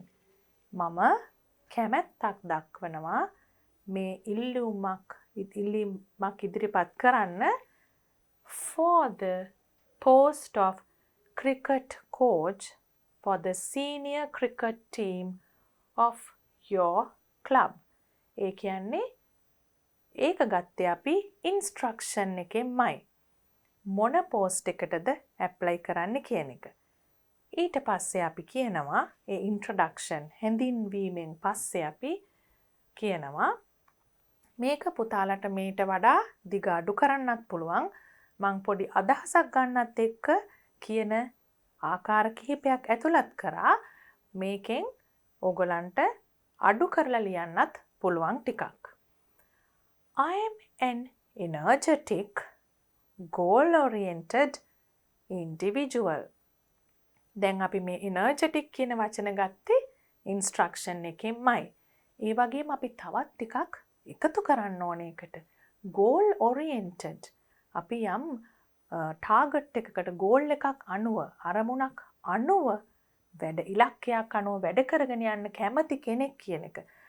රැකියාවකට ගන්නකොට හුඟක් බලාපොරොත්තු වෙන දෙයක් තමයි whether you are goal oriented. ඉලක්කයකට වැඩ කරන කෙනෙක්ද. So you can use words like this when you write your letters or even essays. Individual who is willing to take challenges. ඒකත් අවශ්‍යම දෙයක් රැකියාවකට කෙනෙක්ව ගන්නකොට බලන. Whether you are willing to take challenges. දැන් පේනවනේ පුතාලට අර qualification සුදුසුකම් විතරක් තිබුණා කියලා රැකියාවකට යන්න බෑ. මේ වගේ තමුන් ගැන කියන්න දේවල් එකතු කරගන්න ඕනේ අනාගතයට යනකොට. දැන් මේ කෙනා ඒ applicant ඒ වගේ දේවල් එකතු කරගත්ත කෙනෙක් නිසා බය නැතුව මෙහෙම ලියනවා. I am an energetic, goal-oriented individual who is willing to take challenges. I have worked as a cricket coach at a leading boys' school in Kandy for 12 years. My team has performed well at several tournaments and one player was chosen for the national pool of under-19 cricket team. Now here, what have we answered or what have we addressed from the application? දැන් application එකේ ඉල්ලලා තියෙන ඒවා අනුවනේ අපි ලියන්නේ. එතකොට මේ ලියලා තියෙන්නේ application එකේ බලාපොරොත්තු වෙච්ච කොයි කොටස වෙනුවෙන්ද? experience අපි දන්නවා 10 years වෙනකොට අපි 12 years ලිව්වා. ඊළඟට energetic person with a proven track record. අපි ඊටම උද්‍යෝගිමත් කෙනෙක්. ඒ වගේම අපි කතා කරා මොකද්ද මේ proven track record කියන්නේ කියලා. අපි මොන වගේ දේවල්ද කලින් කරලා තියෙන්නේ, මොන වගේ ජයග්‍රහණද කලින් ලබලා දීලා තියෙන්නේ, අන්න ඒ වගේ දේවල්. So you can see that he has a very good, very attractive track record. ඒ මොකද එයාගේ කණ්ඩායම ඉතාම හොඳින් තරඟාවලට මුහුණ දීලා තියෙනවා. මේ කලින් ක්‍රීඩා පුහුණුකරුවෙක් හැටියට වැඩ කරපු ඉස්කෝලේ කණ්ඩායම ඉතාම හොඳින් තරඟාවලි වල දක්ෂතා දක්වලා තියෙනවා. performed well කියන්නේ හොඳින් දක්ෂතා දක්වලා තියෙනවා at several tournaments තරඟාවලි කිහිපයක. ඒ විතරක් නෙමෙයි, one player was chosen for the, ඒ කියන්නේ national pool ජාතික සංචිතයටත් තේරුණා under 19 19 පහළ ක්‍රිකට් ජාතික සංචිතයටත් මගේ ටීම් එකේ ළමයෙක් තේරුණා කියනකොට ඒ පුහුණුකරු තාම දක්ෂ පුහුණුකරුගේ බව ඔප්පු වෙලා ඉවරයි. දැන් පුතාලට ඊට ඉස්සෙල්ලා කියපු ටිකට අමතරව මම තවත් කෑල්ලක් මෙතන ලියලා තිනවා. අනිවාර්යෙන්ම ලියන්න ඕනේ නැහැ. කැමති කෙනෙක් ඉන්නවා නම් චුට්ටක් වැඩියෙන් යමක් ලියන්න, ලස්සනට ලියන විදිය ඉගෙන ගන්න. දිගට ලියන්න පොඩ්ඩක්, ගොඩාක් දිගට කියන එක නෙවෙයි, තවත් කරුණක් එකතු කරන්න කැමති කෙනෙක් ඉන්නවා නම් එම එකතු කරන්න පුළුවන්. One experience set of experience in a school. Another one in a cricket club. තවත් හොඳයිනේ ස්කෝල් එකත් අත්දැකීම් තියෙනවා. ක්‍රිකට් සමාජයකත් අත්දැකීම් තියෙනවා කියලා කියන්න. I have also worked as a part-time coach at the Country Cricket Club in Surrey, United Kingdom for a period of 6 months while I was studying for my bachelor's degree in sports science. ඒ කියන්නේ මේ ප්‍රධාන අත්දැකීමට අමතරව කෙටි කාලයක් මම club එකක cricket සමාජයකත් පුහුණුකරුවෙක් හැටියට වැඩ කරලා තියෙනවා විදේශ රටක අධ්‍යාපනය ලබනකොට. මං කිව්වේ පුතාලට ඒක ඇඩිෂනල් පොයින්ට් එකක්. පොඩ්ඩක් වැඩියෙන් කියන්න පුළුවන් කෙනෙක් එකතු කරාම ලස්සන පොයින්ට් එකක්. Then you can finalize, wind up. අපි කියන wind up කරනවා යමක් ඉවර කරන ක්‍රමයක් තියෙනවා. Therefore මේ ඉහත සඳහන් කරුණු නිසා I believe that මම විශ්වාස කරනවා. එතකොට කියවන කෙනාට තේරෙනවා ඇප්ලයි කරන කෙනා, ඉල්ලුම් කරන කෙනා ඊටාම විශ්වාසයෙන් තමයි මේක කියන්නේ කියලා. I am suitable for the above position. මම ඉහත සඳහන් තනතුරට සුදුසුයි කියලා. Suitable for the above position. Please send me more details. මට තවත් විස්තර එවන්න about මේ ටික මතකයි පුතාලට ඇඩ්වර්ටයිස්මන්ට් එකේමයි ගත්තේ. About working hours and other facilities provided. Facilities කියන එකත් එක්ක පහසුකම් මේ provided කියන verb එක හුඟක් දුරට ගැලපෙනවා. Provide facilities ලබා දෙනවා කියන එක. ලබා දෙන පහසුකම් මොනවද කියලාත් මම දැනගන්න කැමතියි. I hope to come for an interview in the coming week. දැන් සාමාන්‍යයෙන් ඉන්ටර්විව් එකකට දිනයක් දෙනවා නම් අපි කියන්නේ රාජකාරී ලිපියක් එහෙම ලියනකොට ඉන්ටර්විව් එකකට තමාව කැඳවන්න කියන ඉල්ලීමෙන් ඉවර කරන්නේ. Please call me for an interview and let me know. ඒ විදියට ඉවර කරනවා අපි. මෙතන අපි කියන්නේ walk in interviews කියලා දෙයක් තිබුණා මතකයි නේද? walk in interviews. ඒ කියන්නේ දවසක් වෙලාවක් appointment එකක් නැහැ. අපිට ඒ දීලා තියෙන දවස ඇතුළත යන්න පුළුවන් නිශ්චිත වෙලාවක් නැතුව. So you write, I hope to come for an interview in the coming week. මේ එන සතියේ මම ඉන්ටර්විව් එකකට එන්න කැමතියි. Thank you. දැන් අපි අර yours faithfully ඒ වගේ රාජකාරී ලිපිවල ලියන ඔක්කොම ලියන්නේ නැහැ. මේ වගේ දෙකකින් ඉවර කරන්න පුළුවන්. Best regards ඊළඟට තමුන්ගේ නම ලියනවා. Before we move on to the next activity, let's quickly look at the email again. Dear Sir, this is with regard to the advertisement which appeared in the Sunday Observer. I am interested in applying for the post of cricket coach for the senior cricket team of your club.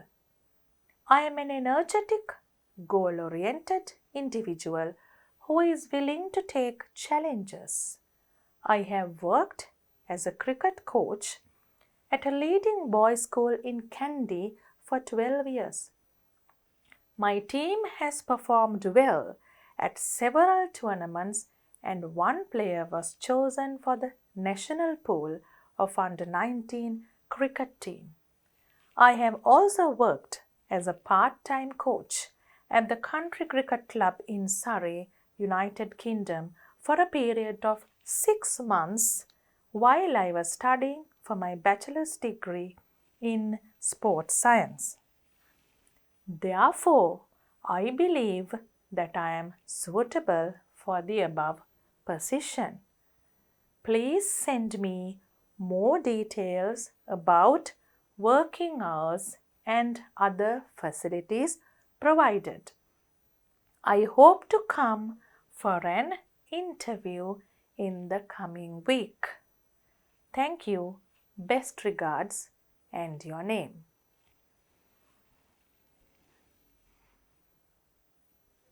Activity 9. Now we are starting. Read the following article and answer the questions that follow. දැන් පුතාලා දන්නවා ආටිකල් එකක් කියවලා ප්‍රශ්න ලියනකොට ප්‍රශ්න වලට උත්තර ලියනකොට මොන වගේ දේවල්ද සාමාන්‍යයෙන් මතක තියාගන්න ඕනේ කියලා. Let's start reading the article and see what it is about. It starts with anyone who prepares for an exam will have to plan. පළවෙනි වාක්‍යයෙන්ම පේනවා මේ ආටිකල් එක මොන වගේ දෙයක් ගැනද කතා කරන්න යන්නේ කියලා. ඇයි? ඉස්සෙල්ලම තියෙනවා එක්සෑම් එකක් ගැන. ඒකම තියෙනවා ප්ලෑන් එකක් ගැන. අපේ ටීම් එක යුනිට් එකේ best use of time. එහෙනම් අනිවාර්යෙන්ම මේක එක්සෑම් එකකට විභාගයකට ලෑස්ති වෙන දුවල පුතාලට ඉතාම ප්‍රයෝජනවත් අදහස් තියෙන ආටිකල් එකක් වෙන්න ඕනේ. Anyone who prepares for an exam ඕනෑම කෙනෙක්.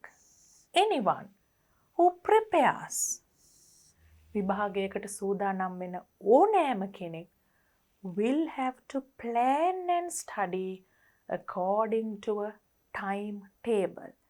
Plan සැලසුම් කරලයි පාඩම් කරන්න ඕනේ කාලසටහනකට අනුව. What is the best time of the day to study? Best time. දැන් දෝල පුතාලටත් ඇති දවස ඇතුලේ වැඩියෙන්ම හොඳ වෙලාව මොකද්ද පාඩම් කරන්න කියලා. දැන් මේකෙත් අහන්නේ ඒ වගේ ප්‍රශ්නයක්. Best time to study. Different people can give different ideas for this question. එක එක්කෙනාට පාඩම් කරන්න පුළුවන් එක එක වෙලාවල් වලට. පාඩම් කරනවා කියන්නේ හොඳට හිතට ගන්නවා කියන එක සමහරුන්ට උදෑසන කාලේ හරියනවා. සමහරුන්ට රැට පාඩම් කරාම මතක හිටිනවා. දැන් අපි බලමු මේ ආටිකල් එකේ මොකද්ද ඉගෙන තියෙන්නේ කියලා. For some, සමහර අයට it is the daytime. දිවා කාලය. And for some others, තවත් සමහර අයට it's at night. However, ඒ වුණත් there are some students who struggle to find a suitable time to study due to many reasons. Struggle to find a suitable time. සමහර ළමයි හරියට ඉගෙන ගන්න හොඳම වෙලාව මොකක්ද කියලා හොයාගන්න සටන් කරනවා. උත්සාහ කරනවා. මොකද කොයි වෙලාවෙද තමුන්ට වැඩියෙන්ම හිතට යන්නේ කියන එක හරියටම තීරණය කරගන්න අමාරු නිසා. Why? Due to many reasons. Due to විවිධ හේතුන් නිසා. මේ due to කියන එකත් පුතාලා පාවිච්චි කරන්න හොඳම වචනයක්. Due to many reasons. විවිධ හේතු නිසා.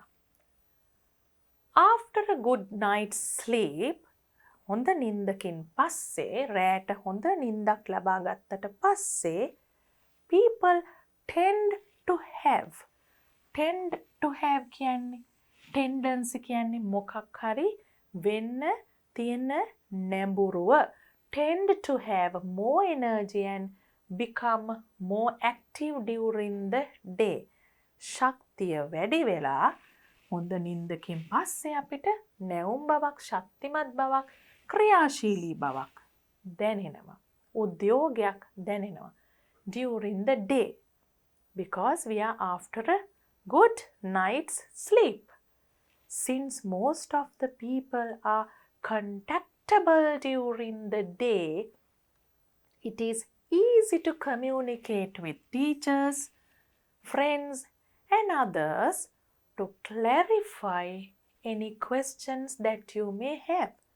Another advantage of studying in daytime is that everyone is awake and contactable. ඒ කියන්නේ මොකද්ද? අනිත් අයත් ඇහැරලා ඉන්න වෙලාව දිවා කාලය. එතකොට අපිට ගැටලුවක් සාකච්ඡා කරන්න අවශ්‍ය නම් clarify. අපිට clarify any question. මොකක් හරි ප්‍රශ්නයක් පැහැදිලි කරගන්න ඕන නම්, निराකරණය කරගන්න ඕන නම් අනිත් අයව සම්බන්ධ කරගන්න පුළුවන් කාලය තමයි දිවා කාලය. So these are the advantages of studying during daytime. You're not alone. Others are also awake. Furthermore, again, a very good word you have to learn. We have used it before to show that there are more things to say, similar things to say. The natural light you get during the day is better than the artificial light you use at night. Another advantage. තවත් වාසියක් තමයි මේ ස්වභාවික එළිය, natural light. කෘත්‍රිම එළියට වඩා හුඟක් හොඳ නිසා. Natural light is better. වඩාත් හොඳ නිසා රැට තියෙන්නේ විදුලි ආලෝකය. On the other hand,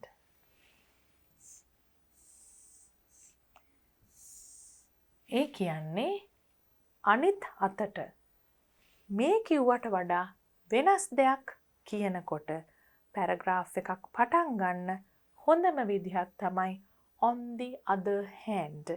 ඒකත් පුතාලා පාවිච්චි කරන්න ඉගෙන ගන්නම ඕනේ දෙයක්.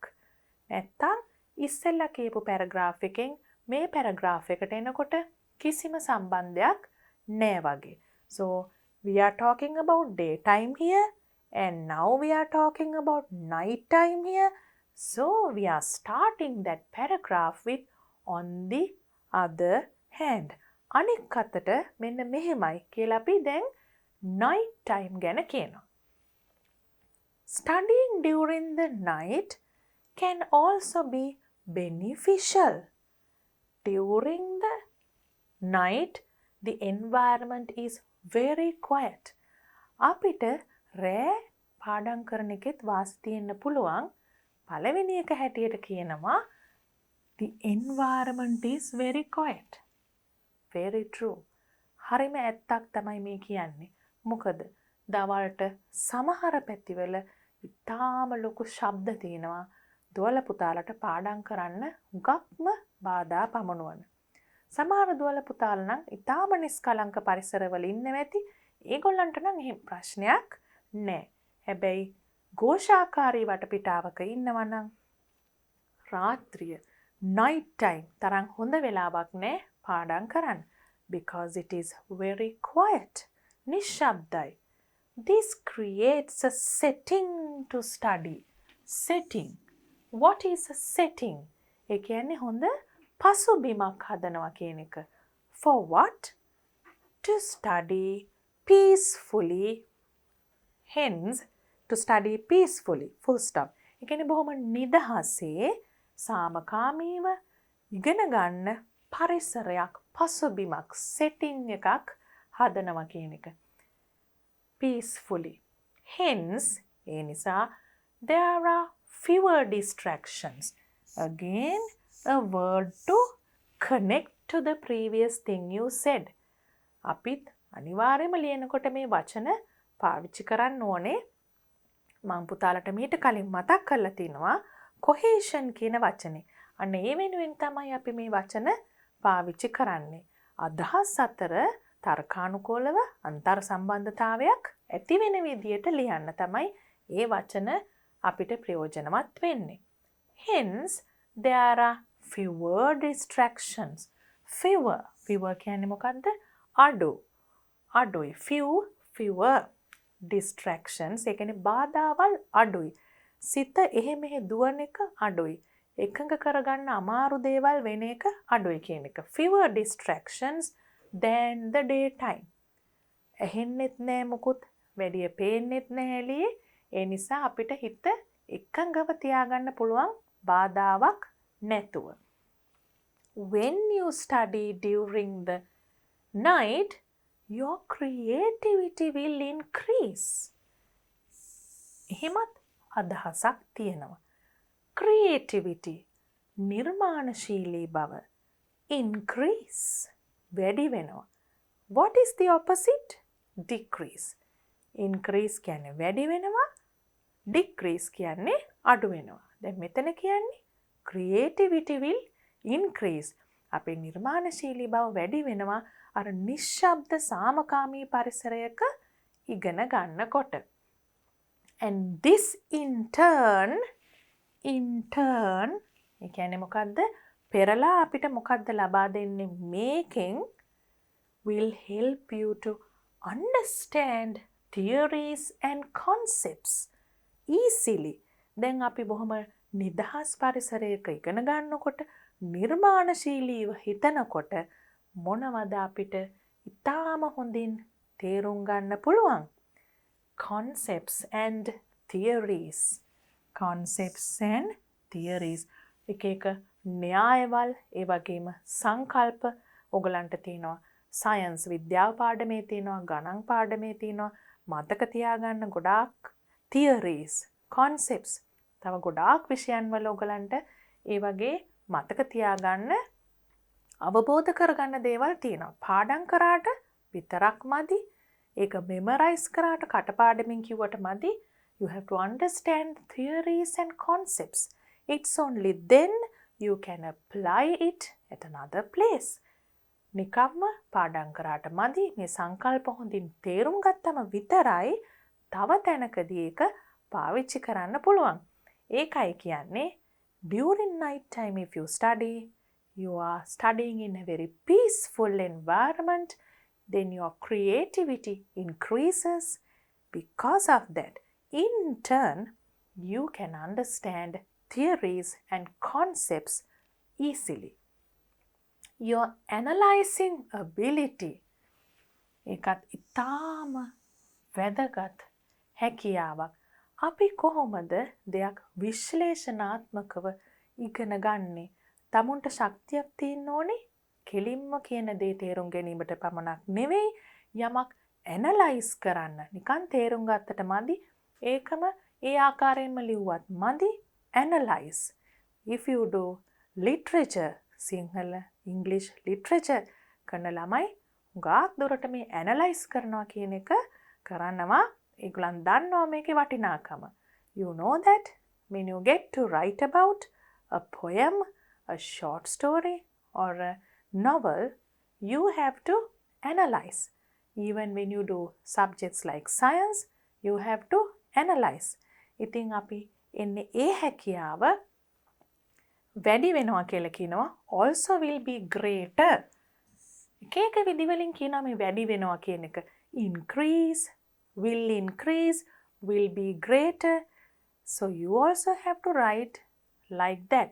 එකම විදිහට ලියන්නේ නැතුව මේ වගේ එකම අදහස විවිධ ආකාරවලින් ලියන්න පුරුදු වෙන්න ඕනේ. Then your essay will not sound very repetitive. එකම දේ රිපීට් කරලා වගේ තේරෙන්නේ නැහැ කියවන කෙනාට මේ වගේ විවිධ විදිවලින් ඒ අදහස් ප්‍රකාශ කරනකොට. Will be greater. However, again we have however for your cohesion. The best time to study මේ මොනවා කිව්වත් however මෙතන කියනවා. දිවා කාලය හොඳයි මෙතන කියනවා. රාත්‍රී කාලය හොඳයි හැබැයි මේ මොනවා කිව්වත් එක දෙයක් හරි කියලා කියන්න බෑ.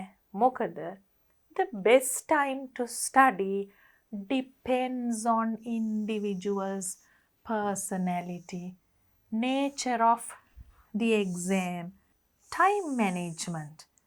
That is something very important you will be doing in the coming activities too. අපි time management ගැන ගොඩාක් කරනවා ඉදිරියේ එන activities වලත්. What do you mean by that? කාලය කළමනාකරණය කර ගැනීම. ඒ වගේම the natural sleep cycle of the person, the resources the person has, etc. Natural sleep cycle කියන්නේ අපි ස්වභාවයෙන්ම නිදාගන්න යන වෙලාවක් නැගිටින වෙලාවක් තියෙනවනේ, චක්‍රයක් වගේ වැඩ කරනවානේ. සාමාන්‍යයෙන් එකම වෙලාවක නිදිනවා එකම වෙලාවක නැගිටිනවා. හුඟක් දුරට ඒ ස්ලීපින් සයිකල් එක බලපානවා අපි පාඩම් කරන්න යොදාගන්නේ කොයි කාලයේද, දිවා කාලයේද, රාත්‍රී කාලයේද කියන එක තීරණය කරන්න. Resources a person has. What do you mean by resources? සම්පත්. සම්පත් විවිධාකාරව බෙදලා ගිහින් තිනවා. එක එක පළාත්වල, එක එක ළමයි අතර, එක එක ප්‍රදේශ අනුව. So resources අනුව, සම්පත් අනුවත් අපිට වෙනස් වෙනවා මේ ඉගෙන ගන්න හොඳ, පාඩම් කරන්න හොඳ day time or night time කියන කාරණාව. Whatever the time you choose to study, it is important to be methodical. බලන්න whatever the time. ඒ කියන්නේ මොන වෙලාව යොදාගත්තත්, whether you study in the daytime or in the night time, it's important to be methodical. ක්‍රමවත්ව වැඩ කිරීම, ක්‍රමානුකූලව වැඩ කිරීම ඉතාම අවශ්‍ය දෙයක්. First, set a target. ක්‍රමානුකූලව වැඩ කිරීම වගේම ඉලක්කයක් තියාගන්න ඕනේ අපි කරන වැඩවලට. Otherwise, you will be just studying. පාඩම් කරනවා. හැබැයි ක්‍රමානුකූලත් නැත්නම්, ඉලක්කයකුත් නැත්නම් ඒකේ කිසිම ප්‍රතිඵලයක් නැහැ. ඉලක්කයක් තියාගත්තටම මදි. එහෙනම් මොකද තියෙන්න ඕනේ? And keep on recalling your target. What do you mean by this? Keep on recalling your target. ඒ කියන්නේ නිරතුරුවම ඔයගලගේ ඉලක්කය මෙනෙහි කරන්න ඕනේ. ඉලක්කයක් එක දවසක් දාගත්තට මදි. Next, give yourself enough time to study and organize your study place. මං හිතනවා මේක දොළ පුතාලට හොඳ අවවාදයක් කියලා. සමහරු නම් හරිම ලස්සනට ඕගනයිස් කරගෙන බොහොම ලස්සනට පිළිවෙලට තියාගෙන ඉන්නවා තමුන් පාඩම් කරන තැන. සමහරු නම් ඇත්තටම එහෙම නැහැ. පොතක් හොයන්න ගියාම තිබ්බේ කොහෙද කියලා හොයාගන්න බෑ.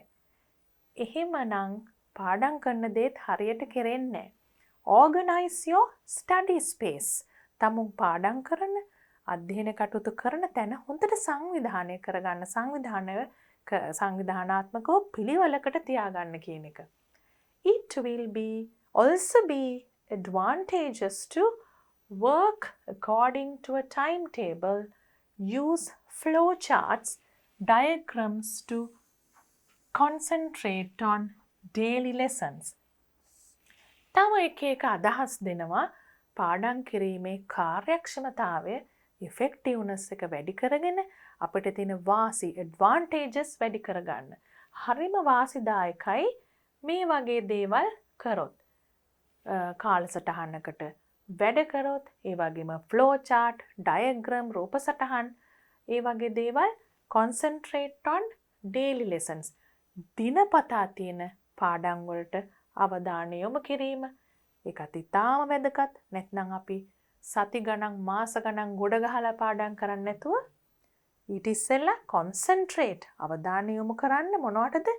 daily lessons, එදිනෙදා පාඩම් වලට අවධානය යොමු කරලා practice past question papers. මං හිතන්නේ දැන් දොළ පුතාලා grade 11 නිසා ඒක නම් අනිවාර්යයෙන්ම කරනවා ඇති. Discuss your answers with others. That is also very important. Discuss. තනියම උත්තර ලියලා ඉන්නේ නැතුව අනිත් අයත් එක්ක සාකච්ඡා කරාම හොඳට මතක හිටිනවා. ඒකයි මේ කියන්නේ මේ ආටිකල් එකේ discuss your answers with others. Get necessary clarifications from teachers. What do you mean by necessary clarifications? පැහැදිලි කිරීම. අවශ්‍ය පැහැදිලි කිරීම ගුරුවරුන්ගෙන් ලබා ගන්න ඕනේ. Organize study groups. That's an interesting thing to do and effective thing to do. Organize study groups කියන්නේ පාඩම් කරන කණ්ඩායම් සංවිධානය කරගන්න කියලා. Group studying. That's very effective because you can discuss a lot and associate with friends who have a spirit to study. Then තුවල පුතාලා කල්පනා කරයි ඒක කරන්නේ කොහොමද කියලා. හැබැයි පුළුවන් නම් හුඟක් හොඳයි.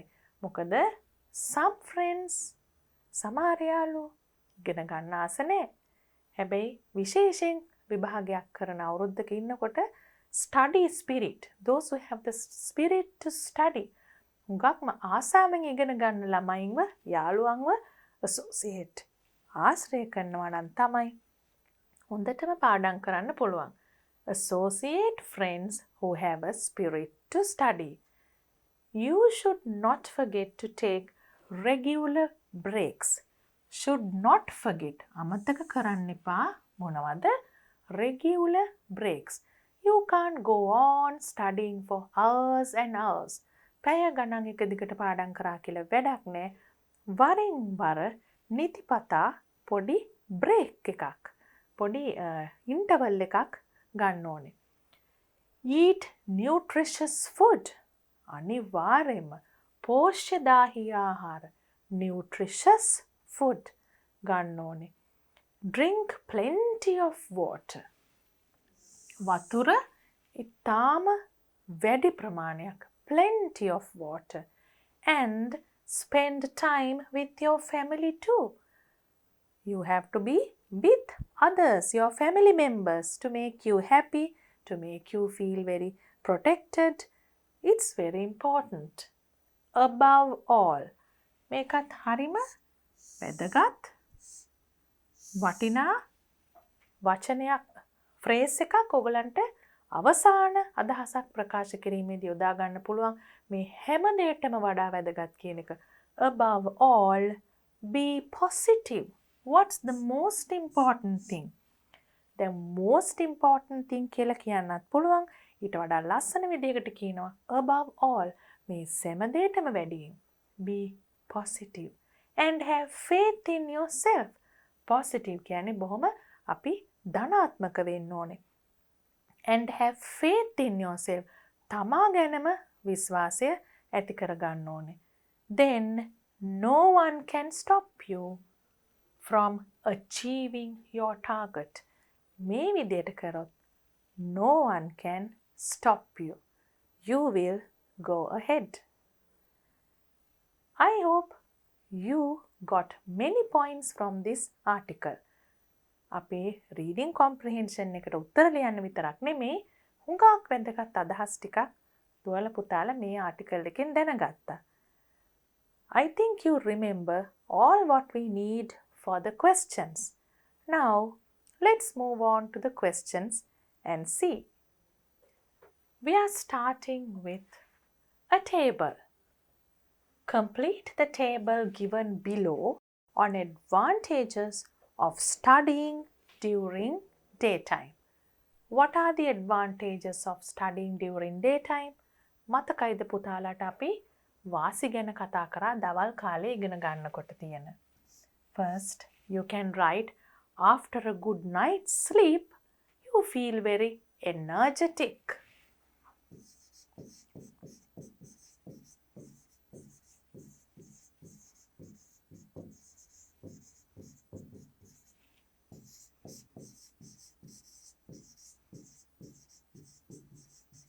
You feel energetic.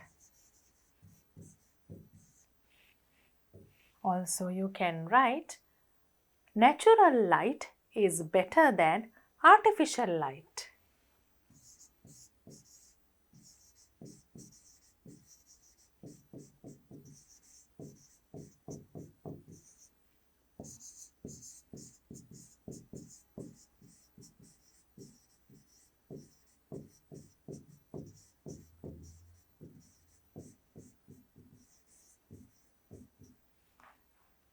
We also told about other people being awake.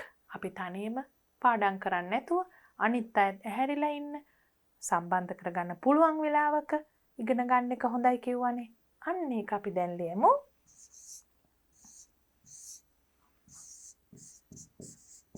Others are contactable.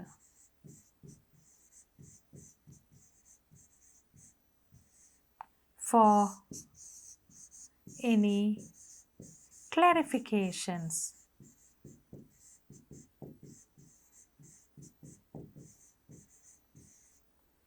මොනවා හරි පැහැදිලි කිරීමක් කරගන්න අවශ්‍ය නම් අපිට අනිත් අයව contact කරන්න පුළුවන්. Friends, teachers, others to clarify any questions that you may have. Then after that we are moving on to nighttime studying. What are the benefits of studying nighttime? You can start with the environment is very quiet and it creates a peaceful setting to study. Less distractions. Nighttime, a very quiet and peaceful environments to study.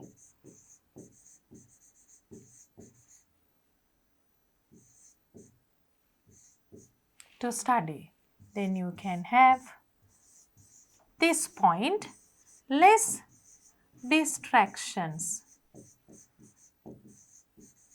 Because of this, actually this happens, less distractions. Then you can find more in this next paragraph, less distractions than the daytime, and also your creativity will increase.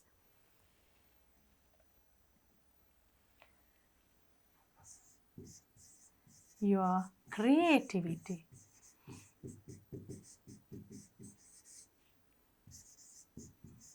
Increase.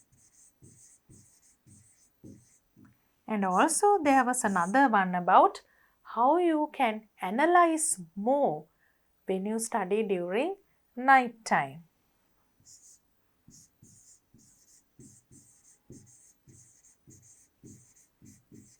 Analyze better. And then you can write things which are connected to these. You can understand theories and concepts better. Like that, you can fill in this table. Let's look at the questions. What are the steps you have to follow when studying? There were several steps you have to follow. Can you remember we did about having a timetable, setting a target, and then you also have to recall the target all the time. It is important to be methodical, organizing your study space. All these things are there, but you can choose and write a few points to match the question. What are the steps you have to follow when studying? You can say working according to a timetable.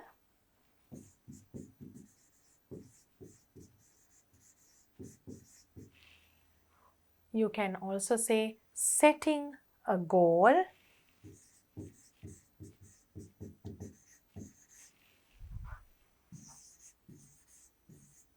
Then setting a goal කියන තැනදී පුතාලට මතකයි අපි තව දෙයක් කිව්වා.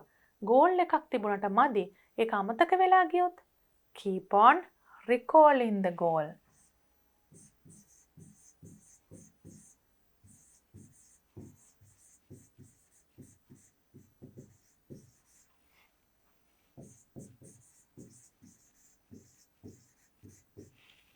Organizing your workplace.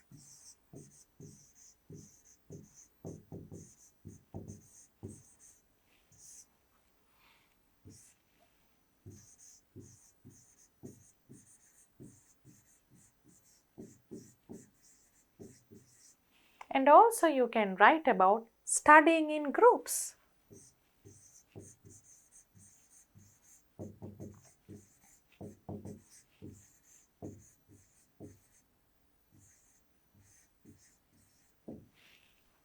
Then you have what time of the day do you study?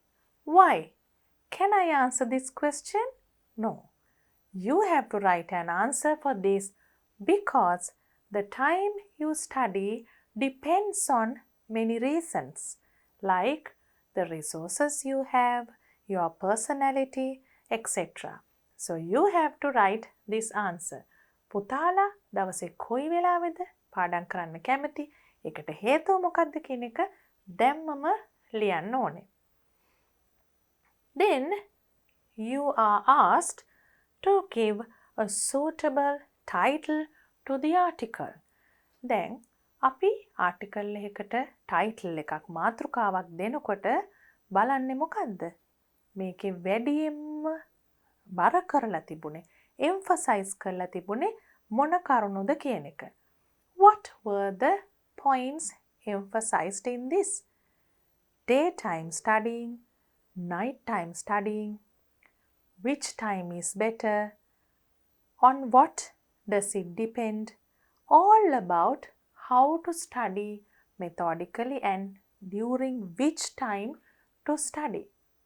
Then, what can be a good article? Let's think about it. පුතාලා හිතන්න ඕනේ මේකට හොඳ ආටිකල් ටොපික් එකක් මාතෘකාවක්. දැන් හිතලා බැලුවද? Let's write some ideas. We can say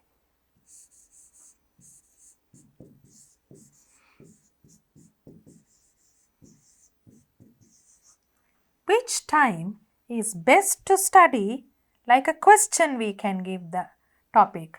Which time? Topic ne api capital letters වලින් ලියනවා. Which time is best to study? Best to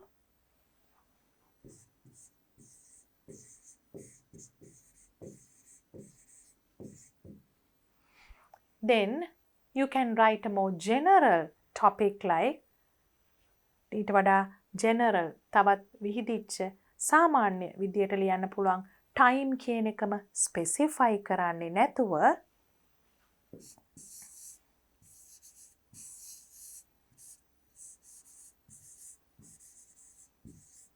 the best ways to study. Also, you can write something like how to study effectively. කාර්යක්ෂම ලෙස ඉගෙන ගන්නේ කොහොමද කියන එක.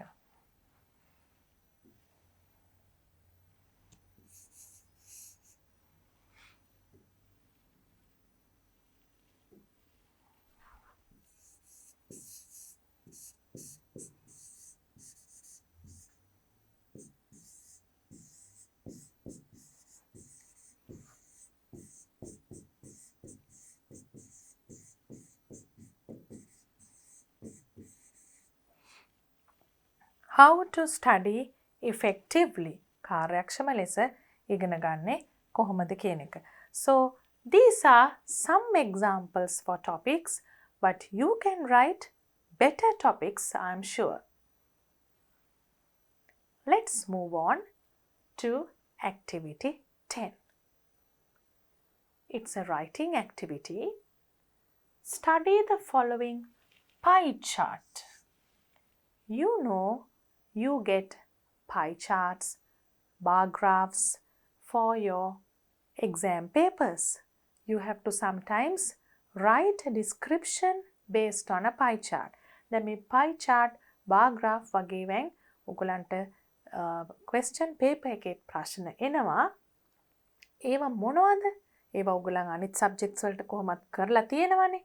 You know that they are visual representations of data. අපි යමක් දීර්ඝ වශයෙන් කියවලා විස්තර දැනගන්නවට වඩා මෙහෙම chart එකකින් graph එකකින් දැනගන්නකොට හුඟක් පැහැදිලිව දැනගන්න පුළුවන්. What do you do from a chart or a graph? You compare data. අපි අනිවාර්යයෙන්ම කරන්නේ තොරතුරු සංසන්දනාත්මකව විස්තර කිරීම. It shows දැන් අපිට දීලා තියෙන pie chart එකේ ඒ කියන්නේ මේකේ මොකක්ද හොය දීලා තියෙන්නේ? Percentage of time spent on different activities by a grade 11 student. සාමාන්‍යයෙන් percentage 100ට කීයයිද කියන ප්‍රතිශතය තමයි අපිට මේ chart එකෙන් ලැබෙන්නේ. ඒ අනුව තමයි අපි description එක ලියන්නේ. දැන් මේකේ percentage of time spent on different activities by a grade 11 student.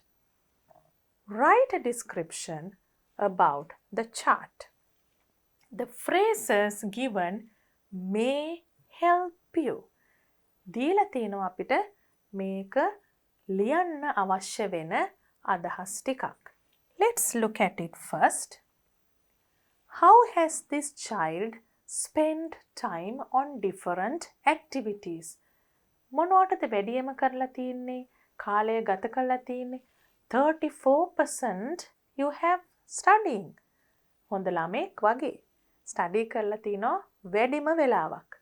Then 29% for sleeping. That is also important. And traveling 8%. Classes, going to classes, extra classes 17%. And for eating, he has spent 8% of his time. And for relaxing, he has spent only 4% of his time. So, when we write about a chart or write a description based on a chart like this, we have to compare and write. දැන් පුතාලා මෙහෙක ලියලා වැඩක් තියනවද? This student spent 29% of his time for sleeping. එහෙම ලියලා වැඩක් තියනවද? වැඩක් නැහැ. Because when you look at the graph or the chart, you see it very well. නිකම්ම පේන තියෙන දේ ලියන එක නෙවෙයි pie chart description එකකින් කරන්නේ. You have to compare. සංසන්දනය කරලා ලියන්න ඕන. So, you have an example here.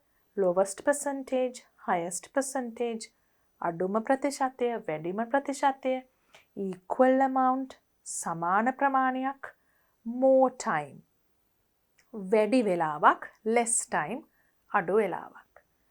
Usually, you have to use these phrases, but you have to start with the information given in the instruction. So, when you write after the chart, you can write the above pie chart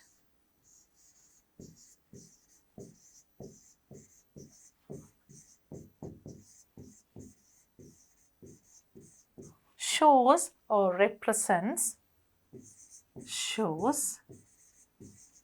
the percentage of time spent on. You take it from the instruction itself. Shows the percentage of time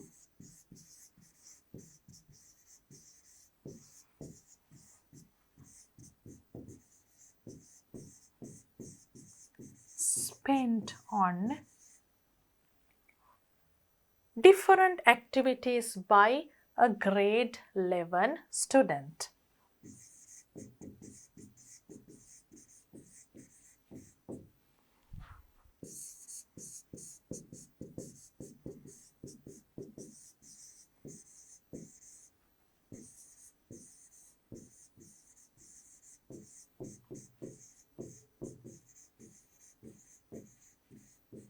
Then we move on to the comparison. Shall we start with the highest percentage? Okay, so the second sentence can be, he has spent the highest percentage of time for studying. He has spent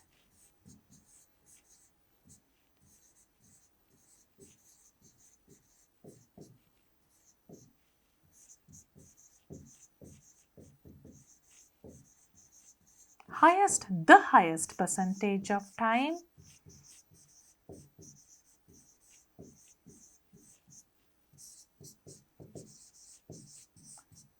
for studying.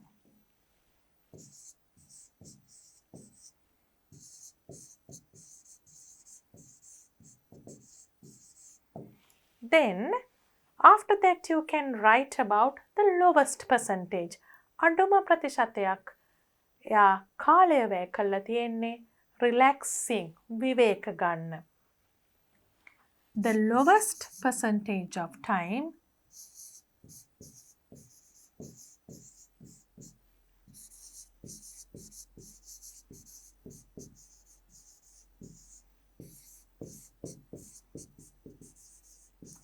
has been spent for relaxing.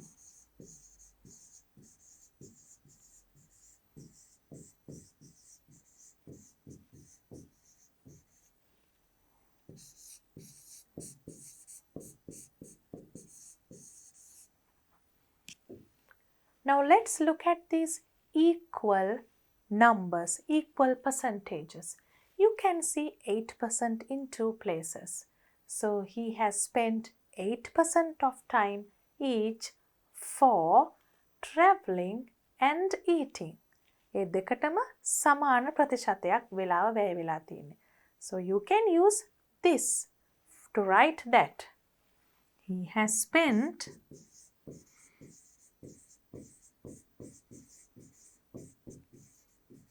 equal amount of time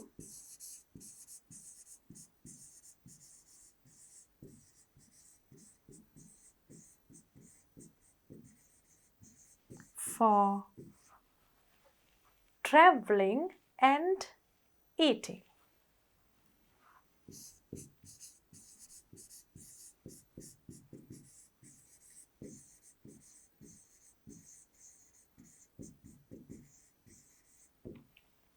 Now we have to compare using more and less. වැඩිපුර සහ අඩුවෙන් කියන අදහස එන්නත් මෙතනින් අපි පාවිච්චි කරපු නැති දෙයක් අරගෙන compare කරලා බලමු. Now we didn't talk about sleeping and we can compare that with something like going to classes or something less than that. He has spent more time on sleeping than traveling, or something we didn't take on classes. He has spent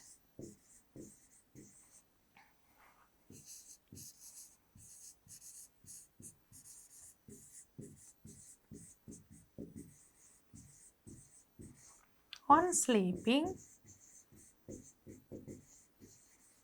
than on classes.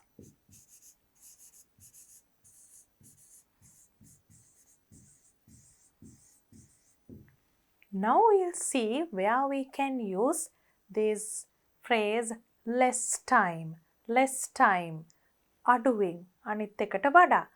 We will choose these two. He has spent less time on sleeping than on studying.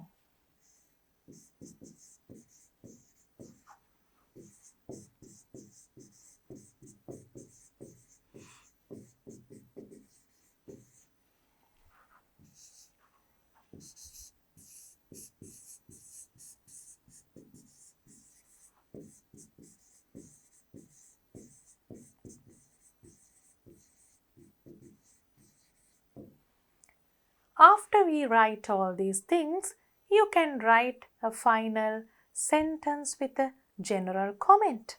සාමාන්‍යයෙන් මේක දිහා බලලා ඔයගලන්ට අවසාන වශයෙන් කියන්න පුළුවන් පුංචි අදහසකින් වාක්‍ය ඉවර කරන්නත් පුළුවන්. Overall, we can see that he has managed time. හොඳින් කාලය කළමනාකරණය කරගෙන හරියට බෙදාගෙන වැඩ කරපු කෙනෙක් වගේ පේනවා. අපි ලියමු ඒක. Overall, සමස්තයක් ලෙස we can say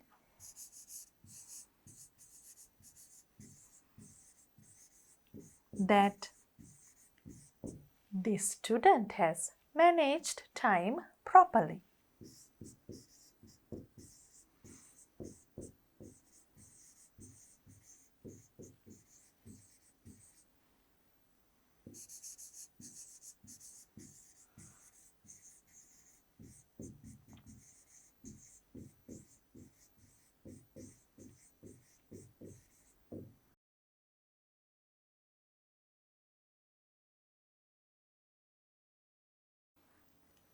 Now let's look at this revision point. Suffixes. Before doing the revision point, we'll see whether we remember something. We did something called affixes, and affixes are divided into prefixes and suffixes. Affixes divided into prefixes and suffixes.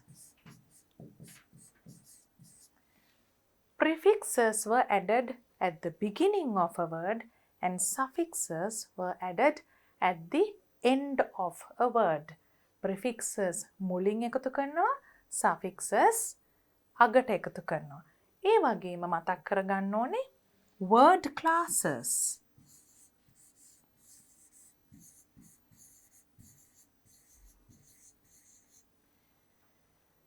For example, nouns, adjectives, adverbs, verbs ඒ වගේ එක එක කාණ්ඩවලට වචන අයිති වෙනවා. අන්න ඒ එක එක කාණ්ඩවලින් එක කාණ්ඩයකින් තව කාණ්ඩයකට මාරු වෙනවද කියන එක. Whether the word class changes when adding a suffix කියන එක තමයි අපි මෙතන බලන්නේ. Whether the word class changes when you add a suffix. Now let's look at the examples given here and do some more examples. We can change the word class of certain words with the use of suffixes. Let's see whether it's true. Slow is an adjective. Slowly is an adverb. ly කියන suffix එක දැම්මහම නිකම්ම වචනේ වෙනස් වෙනවා විතරක් නෙමෙයි word class එක වෙනස් වෙනවා. A slow train. Then slow is an adjective. If you say the train came slowly, the train moved slowly. එතකොට move කියන verb එක slowly කියන adverb එකෙන් modify වෙනවා. So slow to slowly, there is a change in word classes. Usual, usually. Again, usually is an adjective and usually is an adverb. Now look at this. Something similar. Again an adjective to an adverb. නාම විශේෂණයකින් ක්‍රියා විශේෂණයකට. Rare, rarely. කලාතුරකින් කියන එක rare, rarely. He comes to our place rarely. ඔහු ඊටම කලාතුරකින් තමයි අපේ ගෙදරට එන්නේ. වගේ දෙයක් කියනවා නම් rarely, comes rarely. Then play, playful. Slightly different. Play is a verb. Children play basketball on Sundays. ඒ වගේ කියනකොට play කියන්නේ verb එකක්. හැබැයි මෙතන playful කියනකොට adjective එකක්. For example, you can write a sentence like, she is a very playful child. She is a playful child. So playful is an adjective. Appear, appearance. Appear is a verb. For example, you can say, the child suddenly appeared near the gate. Gate ළඟ එකපාරටම පෙනෙන්න සැලැස්සුණා. Appear. Appearance. පෙනෙන විදිහ, පෙනුම කියන එක. So it's a noun. Now we will write a few more examples and come back to something again.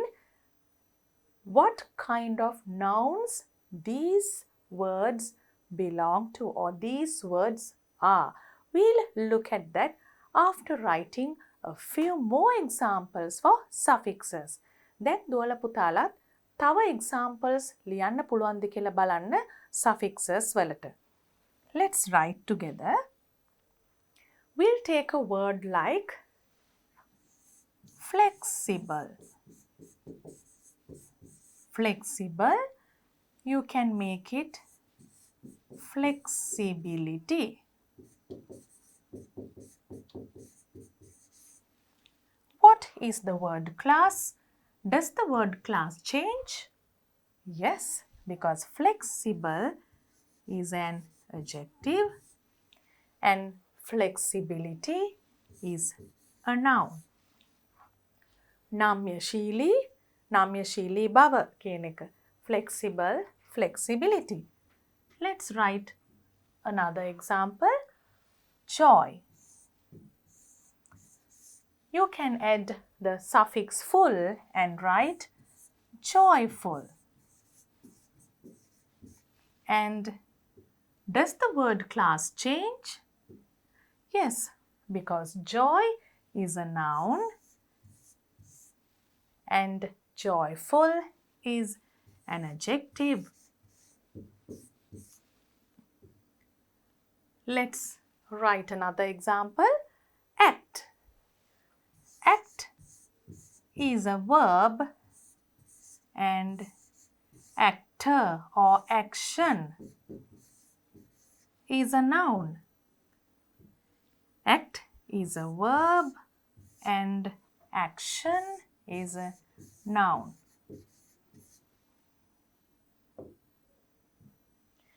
Then we can write an example like enjoy, lazy.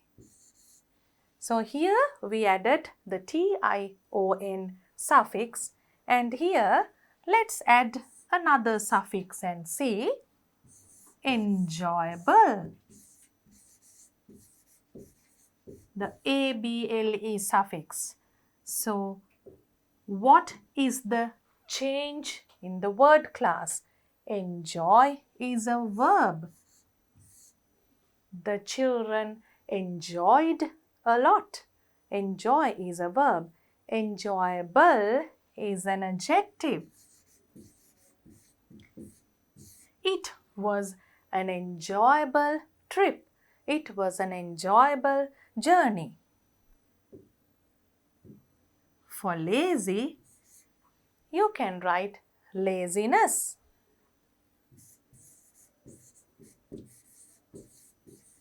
Don't forget to cut the Y and replace it with I before you add the NESS suffix. So here again you have a change of word class. Lazy is an adjective. He is a very lazy student, and laziness is a noun. Now let's look at these words again. Laziness, action, flexibility, appearance. What kind of nouns are they?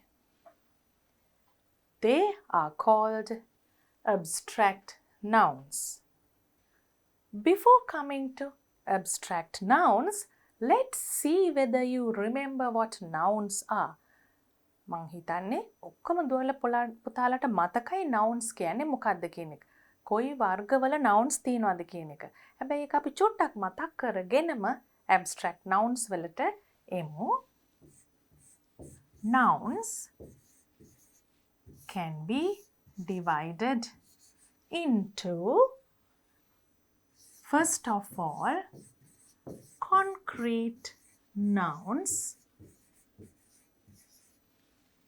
and then abstract nouns.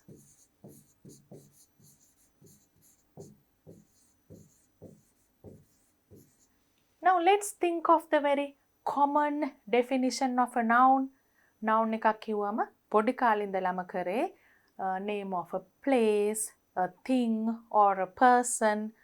අන්න ඒ හැම දෙයකම තමයි මේ concrete nouns කියන්නේ. The common definition.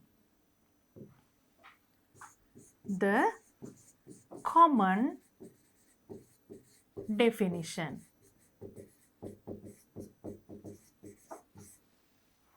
name of a place, a person or a thing, like that. You can say that anything which can be felt, anything or things which can be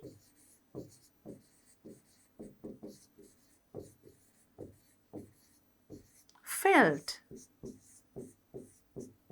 by the senses, such as taste, senses, taste, sight, smell, touch. So, if you can see something, touch something, or smell something, anything will fall into that common category of concrete nouns. Let's write a few examples. දැනගෙන හිටියත් කමන්නේ අපි මේකටත් example එකක් ලියමු. An apple. So you can touch, you can smell, you can feel anything. And then something like a telephone, let's say. You can hear, you can see, you can touch. Anything is possible. Now, what are abstract nouns? Things which cannot be felt by our senses. They are intangible. අල්ලන්න දකින්න බැරි දේවල් තියෙනවා. හැබැයි ඒවා function වෙන්නේ sentence එකක noun එකක් විදියට. Let's look at a few examples. It could be a concept. ඒ කියන්නේ මොකද? සංකල්පයක් කියන එක. අදහසක් වෙන්න පුළුවන්. An idea. Then it also can be a quality. Or it can be quality එකක් වෙන්න පුළුවන්, idea එකක් වෙන්න පුළුවන්. It also can be a state. ඒ කියන්නේ යම්කිසි තත්ත්වයක්, යම්කිසි condition එකක්, state or condition. Or it can be a feeling, an emotion. Feeling, a feeling or emotion. අපිට ඇති වෙන හැඟීමක් වෙන්න පුළුවන්. Or else it can be an event. යම්කිසි අවස්ථාවක් වෙන්නත් පුළුවන්. Let's see whether we can write a few examples. අපි මේවට උදාහරණ ලිව්වොත් තව ටිකක් පැහැදිලිව තේරුම් ගන්න පුළුවන්. Can you think of a feeling or emotion? We have plenty. Let's write anger. තරහ කියන්නේ feeling එකක්. emotion එකක්. එතකොට condition එකක් කියනවා නම් අපිට කිව්වොත් condition එකකට කියන්න පුළුවන් confusion. අපි නිකන් මොකක්වත් කරගන්න හිතා ගන්න බැරුව ඉන්නවා කියන්නේ confuse වෙලා ඉන්නවා කියන්නේ confusion. Confusion.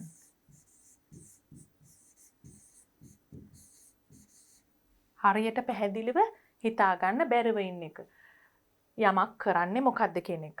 concept එකකට අපි ලියන්න පුළුවන් an example like culture, සංස්කෘතිය. culture. And a quality. යම් කෙනෙක්ගේ ලක්ෂණයකට මොකද්ද අපිට ලියන්න පුළුවන්?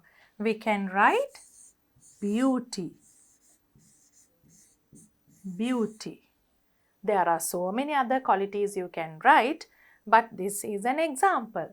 Then for an event, you can write a birthday, an adventure.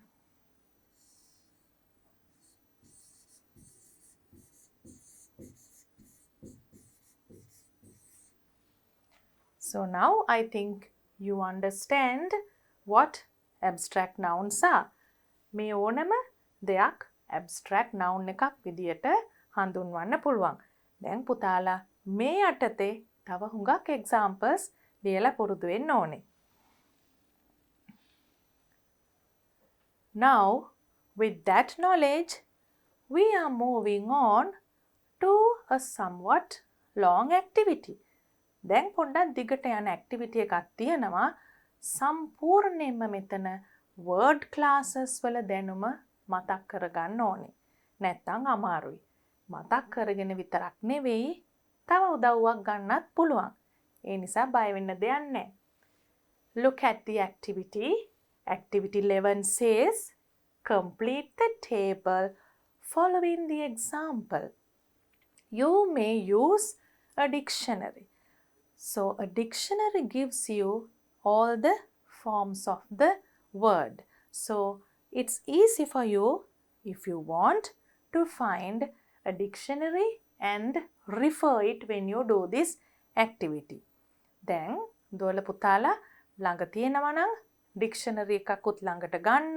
එහෙම නැත්නම් online dictionary එකක් refer කරන්න පුළුවන් නම් ඒ පහසුකම තියෙනවා නම් ඒක හරි මේ වෙලාවේ තියෙනවා නම් බලන්න. එහෙම නැත්නම් මතකෙන් කරන්න පුළුවන් අයත් ඇති. නැත්නම් පුළුවන් ටික කරලා ඊටු ටික පස්සේ කරන්නත් පුළුවන්. Now let's start. We'll see. Some forms of these words are not used very much. දැන් අපි මෙහෙම table එකක පිරෙව්වට සමහර forms මේ වචනවල එච්චරම පාවිච්චි වෙන්නේ නැහැ. නමුත් අපි activity එකේ පුරවලා බලමු පුළුවන් තරම්. Okay, let's start. You have some words here to put into the correct box first and then write the other forms. ඉස්සෙල්ලම මේ ලියලා තියෙන එක මොන box එකටද යන්නේ කියලා දැනගන්න ඕනේ. ඊට පස්සේ අනිත් forms ලියන්න පුළුවන්. Now what are these? Noun, verb, adjective, adverb. They are called word classes.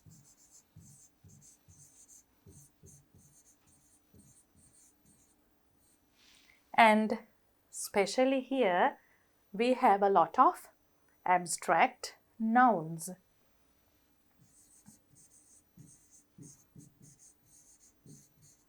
Remember this when you do this activity. The first one is appreciate. ඒ කියන්නේ verb එකක්. අපි කාගේ හරි හොඳක් කියනවා නම් අගය කරනවා නම් ඒකට කියන්නේ අපි appreciate කරනවා කියලා. So let's write that word appreciate under a verb. They have done one example. That is accept. Accept කියන්නේ අපි බාර ගන්නවා කියන එකනේ. එතකොට ඒකේ noun එක තමයි acceptance, acceptability. අන්න ඒකත් දුවල පුතාලා මතක තියාගන්න ඕනේ. සමහර ඒවට එක verb form එකට වඩා තියෙන්න පුළුවන්. එක root word එකකින්, එක මූලික වචනයකින්, එක category එකකට උත්තර දෙක තුනක් වුණත් තියෙන්න පුළුවන්. අපි එකක් ගානේ හරි ඉස්සෙල්ලා ලියලා බලමු.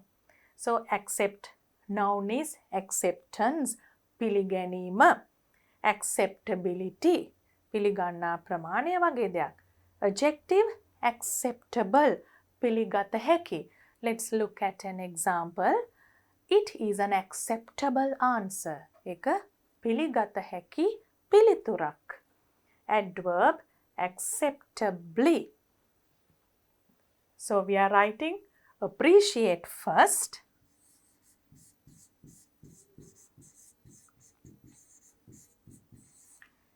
Let's look at the noun now. What is it? It's appreciation.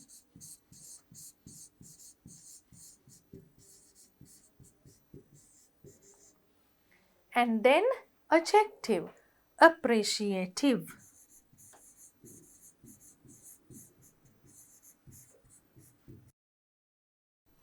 And adverb is appreciatively.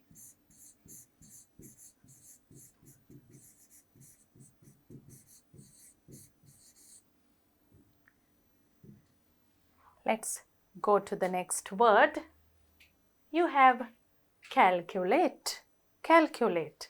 So that is a verb. You can put it in a sentence and see. Can you please calculate and tell me the answer? මට ඉක්මනට calculate කරලා කියන්න. Calculate is a verb.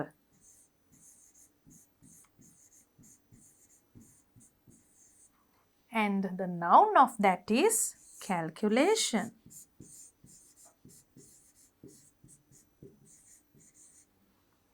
The adjective of calculate could be, there are quite a few adjectives, but you can write calculated. Calculated කියන එක verb එකක් වගේ දැක්කට ඒක adjective එකක් හැටියටත් පාවිච්චි කරන්න පුළුවන්. A calculated risk කියන එක වගේ, calculable ඒ වගේ තවත් adjectives තියෙනවා. We are writing only one per word class. Calculable,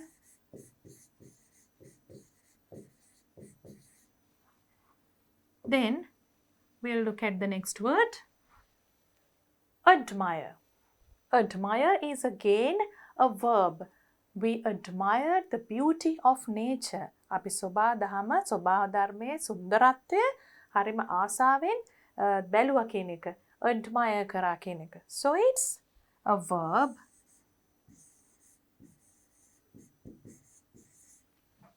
Then the abstract noun is admiration.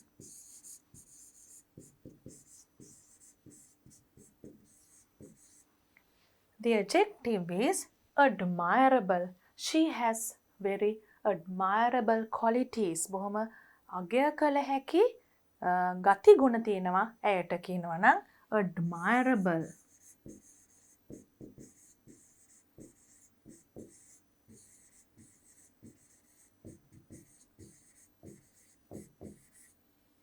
Admirably. Then you have the word desire. You have the word desire. Desire is an abstract noun.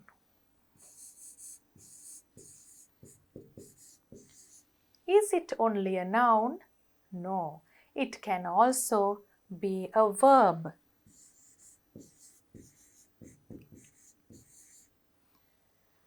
For example, let's look at an example. Try to write examples in your book. පුතාලට අමතක වෙයි කියලා හිතෙනවා නම්, තේරුණා මදි කියලා හිතෙනවා නම් හොඳම දේ තමයි example එකක් ටක් ගාලා ලියලා බලන එක. එතකොට පුළුවන් ආපහු කියවනකොට තේරුම් ගන්න ඇයි මේක noun එකක් උනේ, ඇයි මේක verb එකක් උනේ කියන එක. Now, same word, I am telling that it is a noun and a verb. Is it possible? Yes, it is. Desire. අපි මේක noun එකක් හැටියට කියනවා නම් we can say she has a desire to learn flying. He has a desire to be a pilot. ඉතා අධික ආශාවක් තියෙනවා ගුවන් නියමයක් වෙන්න. Desire. I desire something. මම යමක් ආස කරනවා කියන එක. එතකොට එකම වචනේ වාක්‍යයේ යෙදෙන තැන අනුව, ඒ කියන්නේ වාක්‍යයේ සිදු කරන ෆන්ක්ෂන් එක අනුව, ක්‍රියාව අනුව ඒක verb එකක්ද noun එකක්ද කියන එක වෙනස් වෙනවා. Adjective desirable.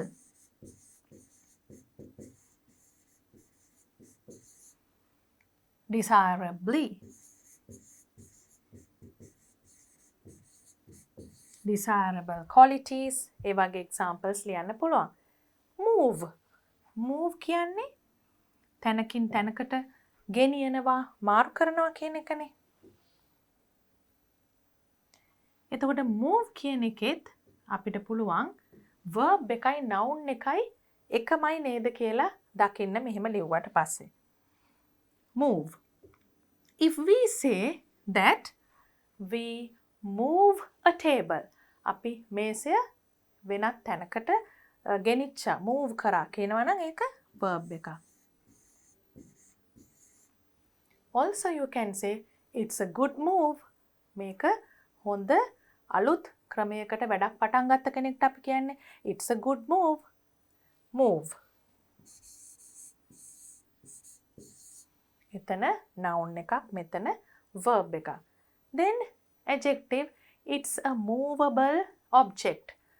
සෙලවිය හැකි දෙයක් කියන එක. able able කියන suffix එකෙන් ඊළඟට movably.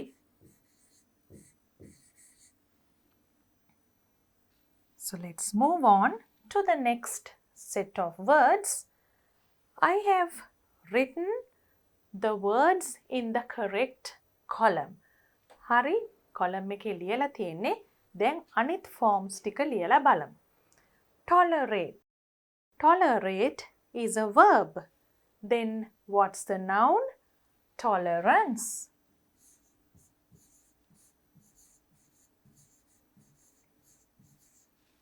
Tolerate, tolerance. Then you can say tolerable for the adjective. Tolerable, and the adverb is tolerably. පුතාලට පේනවා හුඟක් වෙලාවට adverb එක ly වලින් ඉවර වෙනවා. ඒක අනිවාර්යයෙන්ම verb එකක් modify කිරීමක්. හුඟක් වෙලාවට වෙන්නේ verb එකක් modify කිරීමක්. සරලම definition එක ඒක adverb එකේ. Economy, economy ආර්ථිකය. So what is the verb? There is a verb. If you check in the dictionary, you can see economize.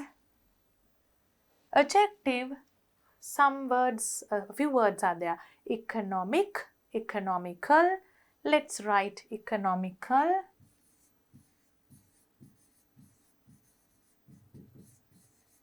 The meanings are different. Economic කිව්වොත් එක තේරුමක්, economical කිව්වොත් තව තේරුමක්. හැබැයි ඒ ඔක්කොම form එකෙන් adjective. Economically. උදාහරණයක් හැටියට economic කිව්වොත් ආර්ථික, economic activity. Economical, you have to live in a very economical way. ඒ කියන්නේ අර සකසුරුවමින් ඉන්නවා කියන්නේ අන්න ඒ වගේ. So you have to check the meanings also when you write. Then look at the next one, care.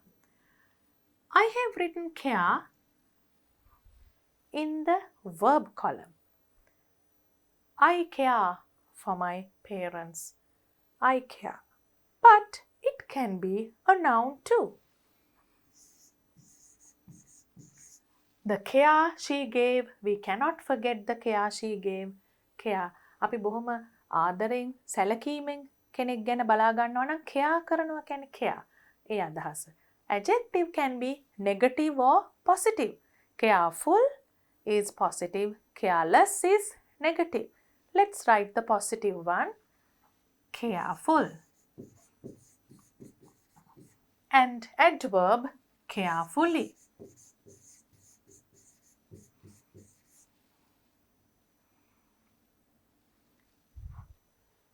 Beauty.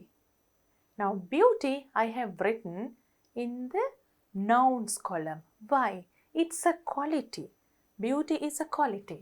So then easily you can write the adjective. What is it? Beautiful.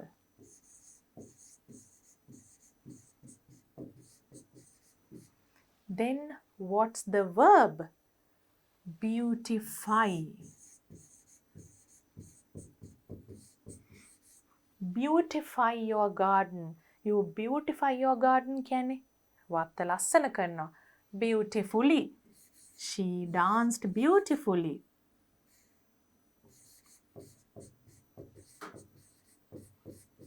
She dressed beautifully, danced beautifully. Then the next word is wonder. I wonder why she is like this. Verb, wonder. Noun එකක් වෙන්නත් පුළුවන්. 7 wonders of the world. Then you can write the adjective as wonderful and wonderfully.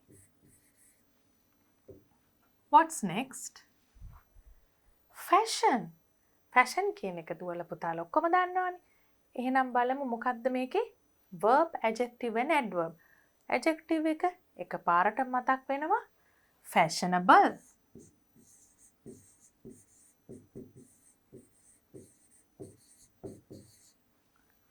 fashionable, ABLE. My aunt is a very fashionable person. fashionable. එතකොට fashion කියන එකට verb form එක එන්නේත් fashion මයි. fashion.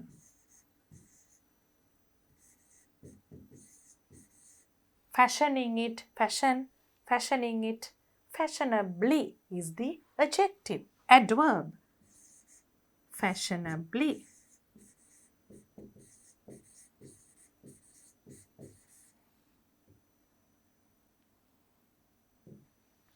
Let's look at the next one. Honor, ගෞරවය කියන එක. What comes to your mind first? Honor, honorable. Adjective. He is a very honorable person. We treated him honorably. Adjective.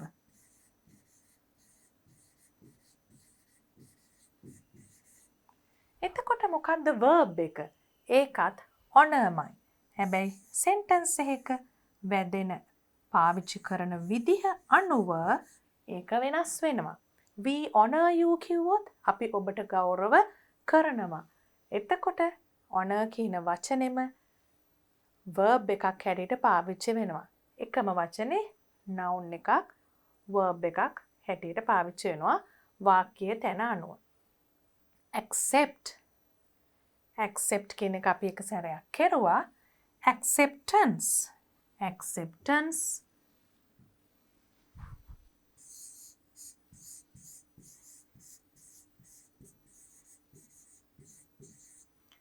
acceptable.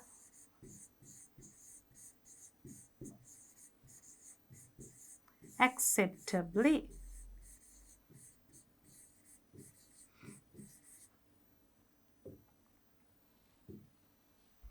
Then you have capital. Again, capital. මේකත් විවිධ අදහස් වලින් පාවිච්චි වෙනවානේ. රටක capital එකක් වෙන්න පුළුවන්, capital letter එකක්, ඒ වගේ ගොඩක් අදහස් තියෙනවා එකම වචනෙට.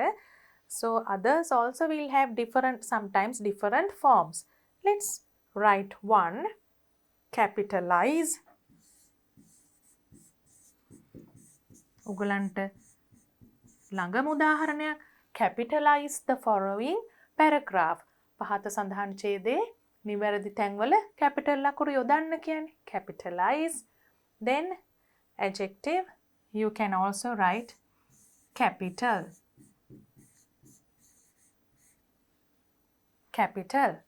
capital කියනකොට කොහොමද adjective එකක් වෙන්නේ? capital city කියලා කිව්වොත් අගනගරය. එතනදී capital කියන එක adjective එකක් වෙනවා. මොකද නගරය කියන එක describe කරන නිසා. මෙතනදී capital කියන එක noun එකක් හැටියට තියෙනවා. ඒකට විශේෂයෙන්ම adverb form එකක් නැහැ ලියන්න අවශ්‍ය. ඊළඟට lazy. That is very easy. I hope you are not lazy, but let's write the verb forms of lazy. Lazy child. බොහොම කම්මැලි ළමෙක්. එහෙනම් ඒකේ noun එක තමයි ඊළඟට lazyම ලියන්න පුළුවන්.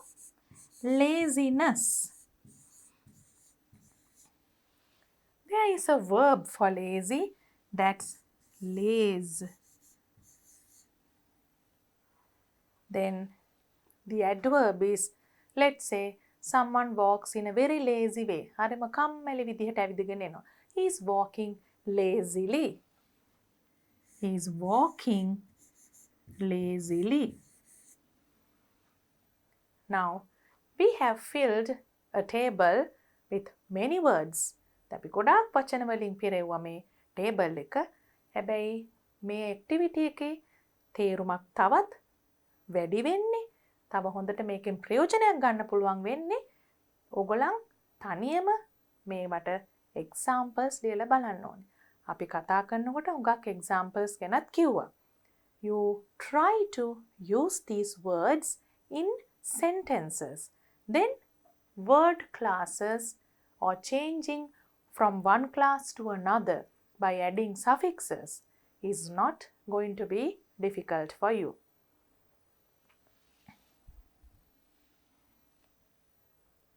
Now we have a fill in the blanks activity. Activity 12. Use the correct form of the word. නිකම්ම හිස් තැම්පුරවන්න නෙමෙයි තියෙන්නේ. Correct form of the word. In brackets to complete the following story. දැන් මේ වගේ activity එකක් හම්බුනාම ඕගොල්ලන් ඉස්සෙල්ලම බලන්න ඕනේ මේක කාලය මොකද්ද වෙලා තියෙන මේ activity එක මේ සිදුවීම වෙලා තියෙන්නේ. දැන් මේකේ හැටියට බැලුවොත් අපි සාමාන්‍යයෙන් විස්තර කරන්නේ අතීතයේ සිදු වුණ දෙයක්. එතකොට ඒකත් හිතේ තියාගෙන තමයි පටන් ගන්න ඕනේ.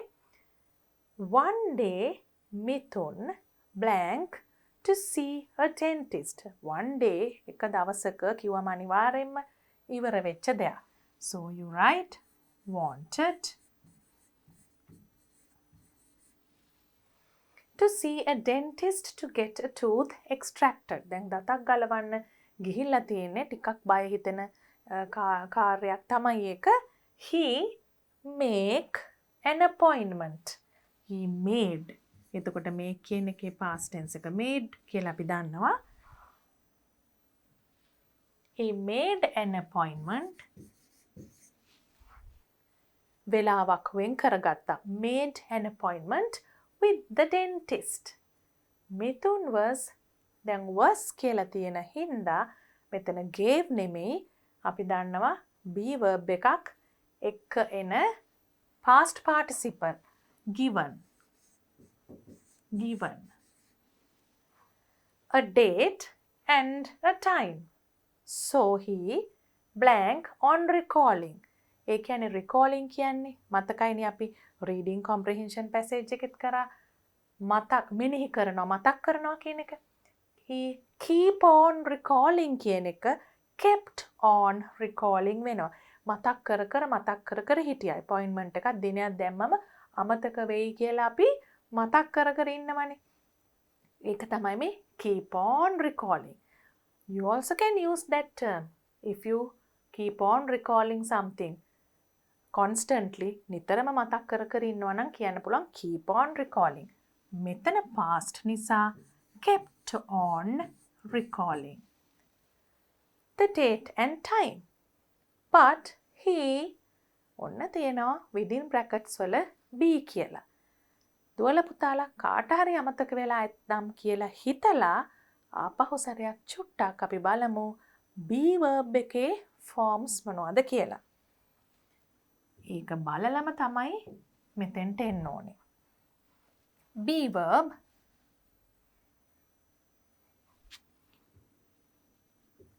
අපි be verb එකක් තියෙනකොට past or present අතීතද වර්තමානද කියලාත් බලන්න ඕනේ.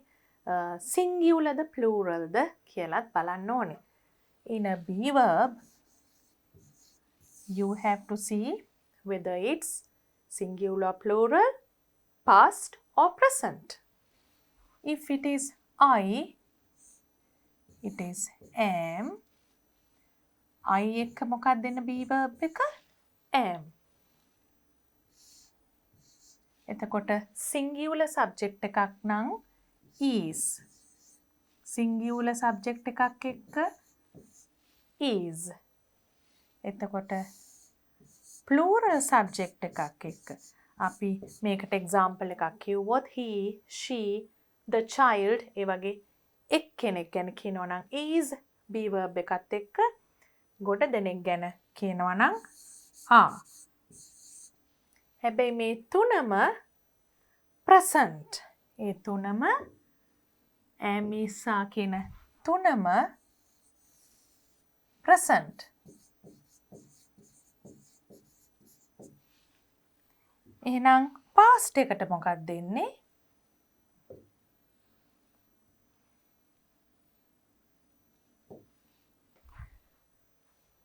singular නම් was,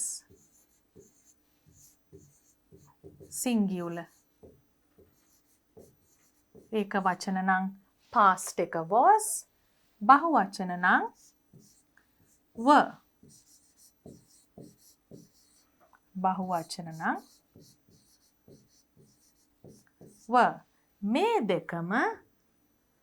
දෙකම past.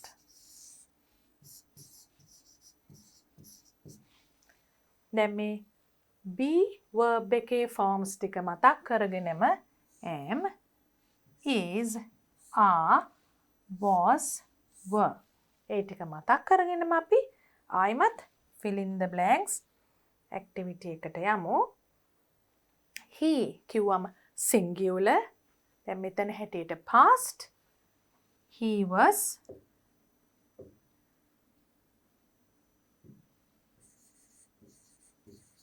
unsure about the time. වෙලාව ගැන එච්චර විශ්වාසයක් තිබුණේ නැහැ. However, on the day of the appointment. appoint කියන්නේ verb එක. appointment.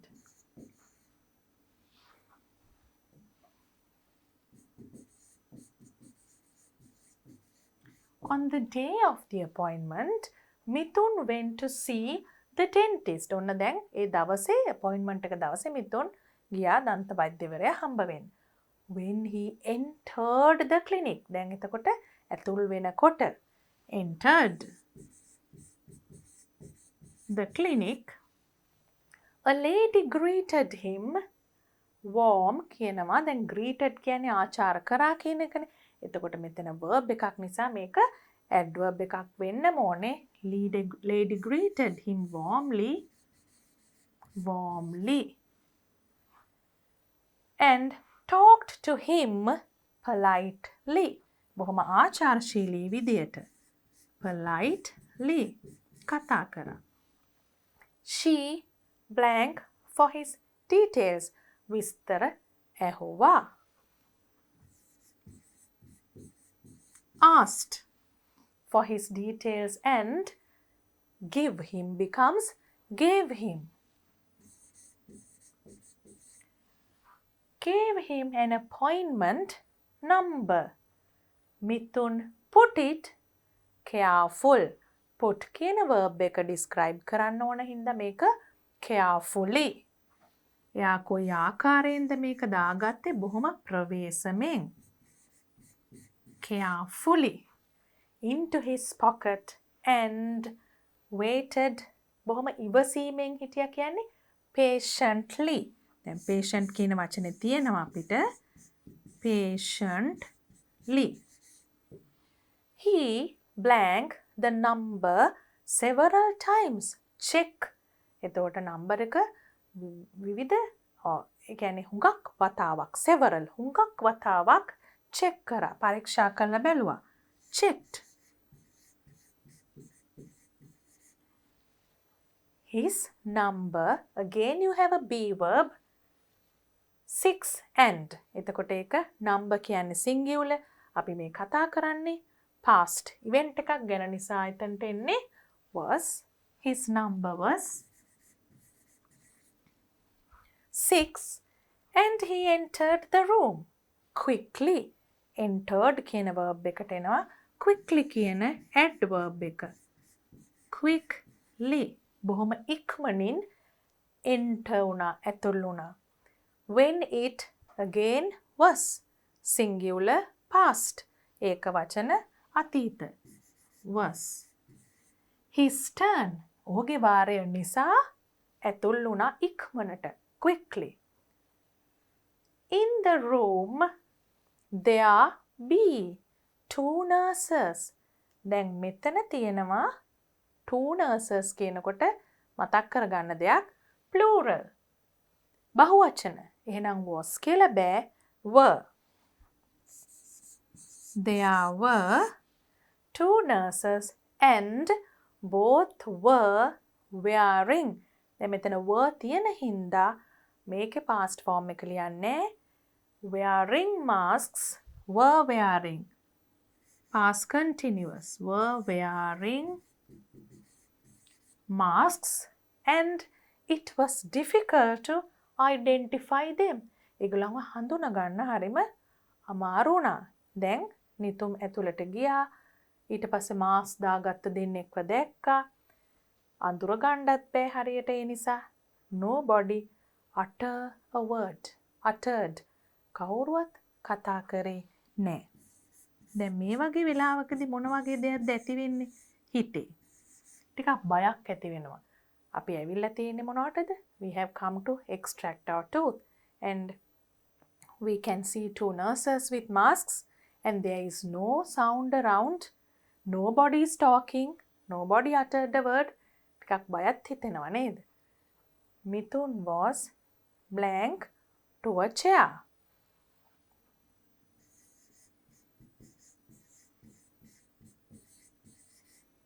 Directed to a chair. එයාව පුටුවකට යොමු කරා. Now, what happened next? මිතුන් ගිහිල්ලා පුටුවේ වාඩි වෙලා බලන් ඉන්නවා. කවුරුත් කතා කරන්නේ නැහැ. නර්සස්ලා දෙන්නෙකුත් ඉන්නවා. ඩොක්ටර්ත් ඉන්නවා. ඩෙන්ටිස්ට් ඉන්නවා. Continue this story and write a suitable ending. දැන් ඉතින් දුවලා පුතාලා අර ක්‍රියේටිව්ලි හිතන්නේ නිර්මාණාත්මකව. මෙතන නම් ගොඩාක්ම ක්‍රියේටිව් වෙන්න අවශ්‍යත් නැහැ. ඇයි? මෙතන වෙන්න පුළුවන් දේවල් හරිම සීමා සහිතයි. මොකද ඇවිල්ලා තියෙන්නේ ඩෙන්ටිස්ට් කෙනෙක් ළඟට. Why has he come to extract a tooth? So you can't think of very creative things, but you can just say something like he got very scared. එයා හොඳටම බය වුණා. ඊට පස්සේ එයා බය වෙච්ච තරමටම දෙයක් වුණාද? එහෙම නැත්නම් බය වුණ තරම් දෙයක් වුණේ නැද්ද? අන්න ඒ වගේ පුංචි අදහසක් මට දෙන්න පුළුවන්. But it's up to you to write. Maybe we'll start writing it. අපි එකතු වෙලා මේක පටන් ගමු. ඕගොල්ලෝ ඉවර කරන්න ඕනේ ටිකක් වෙනස් විදිහේ ending එකක් දෙන්න පුළුවන්ද කියලා බලන්න. So what happened last? He was directed to a chair. Then you can say something like he was waiting to see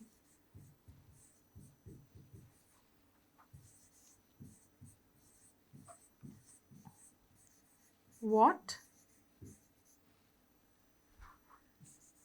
would happen next.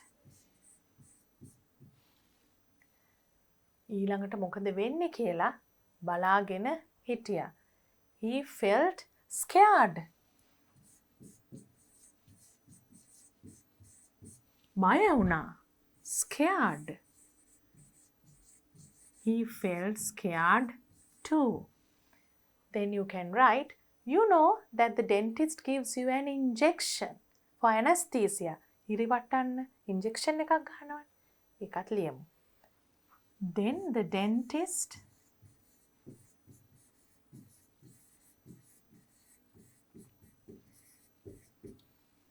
gave an injection.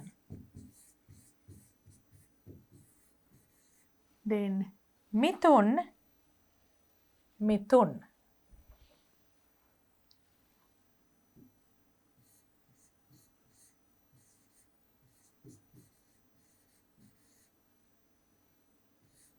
felt it. යාට ඒක හොඳටම දැනුණා. Felt it. එහෙම නැත්නම් it was very painful for Mithun කියලා ලියන්න පුළුවන්. අපි felt කියන එක මීට කලින් ලියලා නිසා අපි ලියන්න පුළුවන් it was very painful for Mithun. දැන් හිරිවටන injection එක ගහන්න ඉස්සෙල්ලා ගහනකොට දැනෙනවනේ වේදනාවක්. It was very painful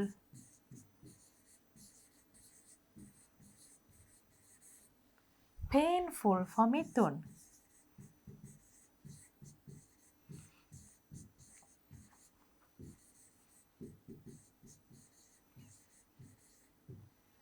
But after the injection you don't feel anything. ඊට පස්සේ මොකුත් දැනෙන්නේ නැහනේ. බය වෙච්ච තරමට දෙයක් උනේ නැහැ. So we'll write that. But after that, in පස්සේ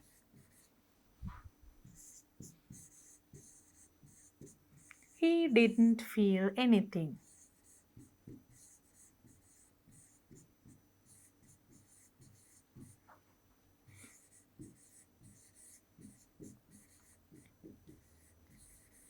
And also I have seen that dentists usually talk to children very kindly.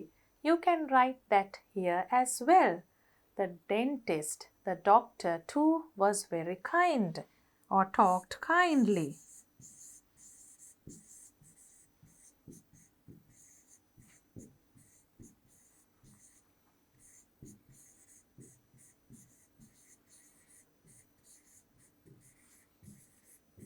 The dentist too talked kindly.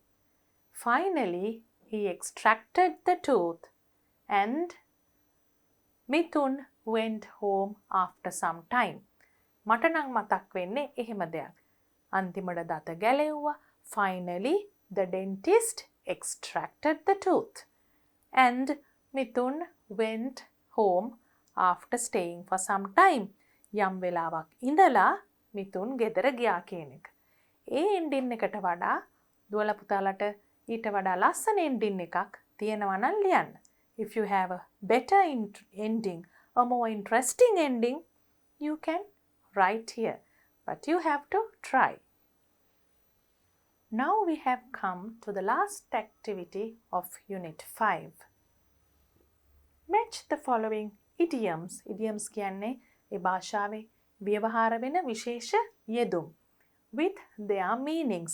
කෙලින්ම කියවම දැනෙන තේරුම නෙමෙයි ව්‍යවහාරයේදී දැනෙන තේරුම, පිළිගන්න තේරුම. For example, a month of Sundays.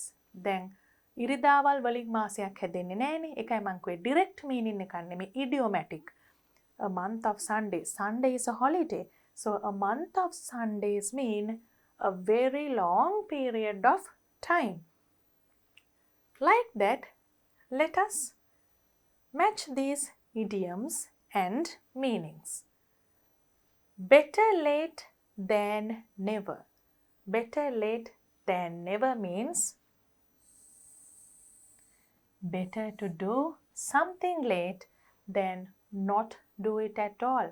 මොකුත් නොකරම ඉන්නවට වඩා ප්‍රමාද වෙලා හරි කරන එක හොඳයි. අපි හිතමු කාට හරි උදව්වක් කරන්න තියෙනවා, නැත්නම් සුබ පැතීමක් කරන්න තියෙනවා. If you have to help someone or wish someone, you forget it to do it on time. But at least you do it a little later. So you can say better late than never. Beat the clock. ඔක්කොම time සම්බන්ධ.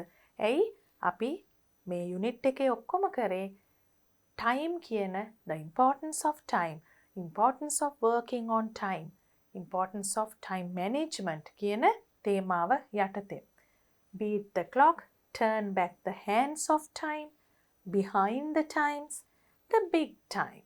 දැන් හරිම ලේසි මේ තියෙන වචන වලින්ම චුට්ටක් අපිට අදහස ගන්න පුළුවන්. behind කියන්නේ පිටුපසින් කියන එක. ඒතර behind the time කියනකොට එනවා being old fashioned. Let's say you are not following fashion trends. එක විලාසිතා එනවා එක කාලෙට. හැමෝම ආස නැහැ ඒවා අනුගමනය කරන්න. සමහරු කැමති, සමහරු කැමති නැහැ, සමහරුන්ට බෑ. මොකක් වුණත් අපි ඒකට කියන්න පුළුවන් being old fashioned කියන එක behind times කියන එක. එක උදාහරණයක් විතරයි. Turn back the hands of time, beat the clock. beat කියන්නේ පරද්දනවා කියන එකනේ. අපි ඔරලෝසුවක් පරද්දනවා කියන්නේ මොකද්ද? ඒ යන කාලයට වඩා අපි සැලසුම් කරාට වඩා ඉක්මනින් යමක් ඉවර කරනවට තමයි කියන්නේ beat the clock. So you also can try to beat the clock if you prepare well. Succeed in something before time is up. වෙලාව ඉවර වෙන්න ඉස්සෙල්ලා මොකක් හරි සාර්ථක කරගත්තා කියන එක. Turn back the hands of time. ඒ කියන්නේ turn back පිටුපස්සටනේ. Turn back. Past. To go back to the past. අතීතයට ආපසු යෑම කියන එක. The big time. Big කියනකොට අපිට තේරෙනවා යම් ලොකු දෙයක් ගැනයි කියන්නේ. The top level of a position.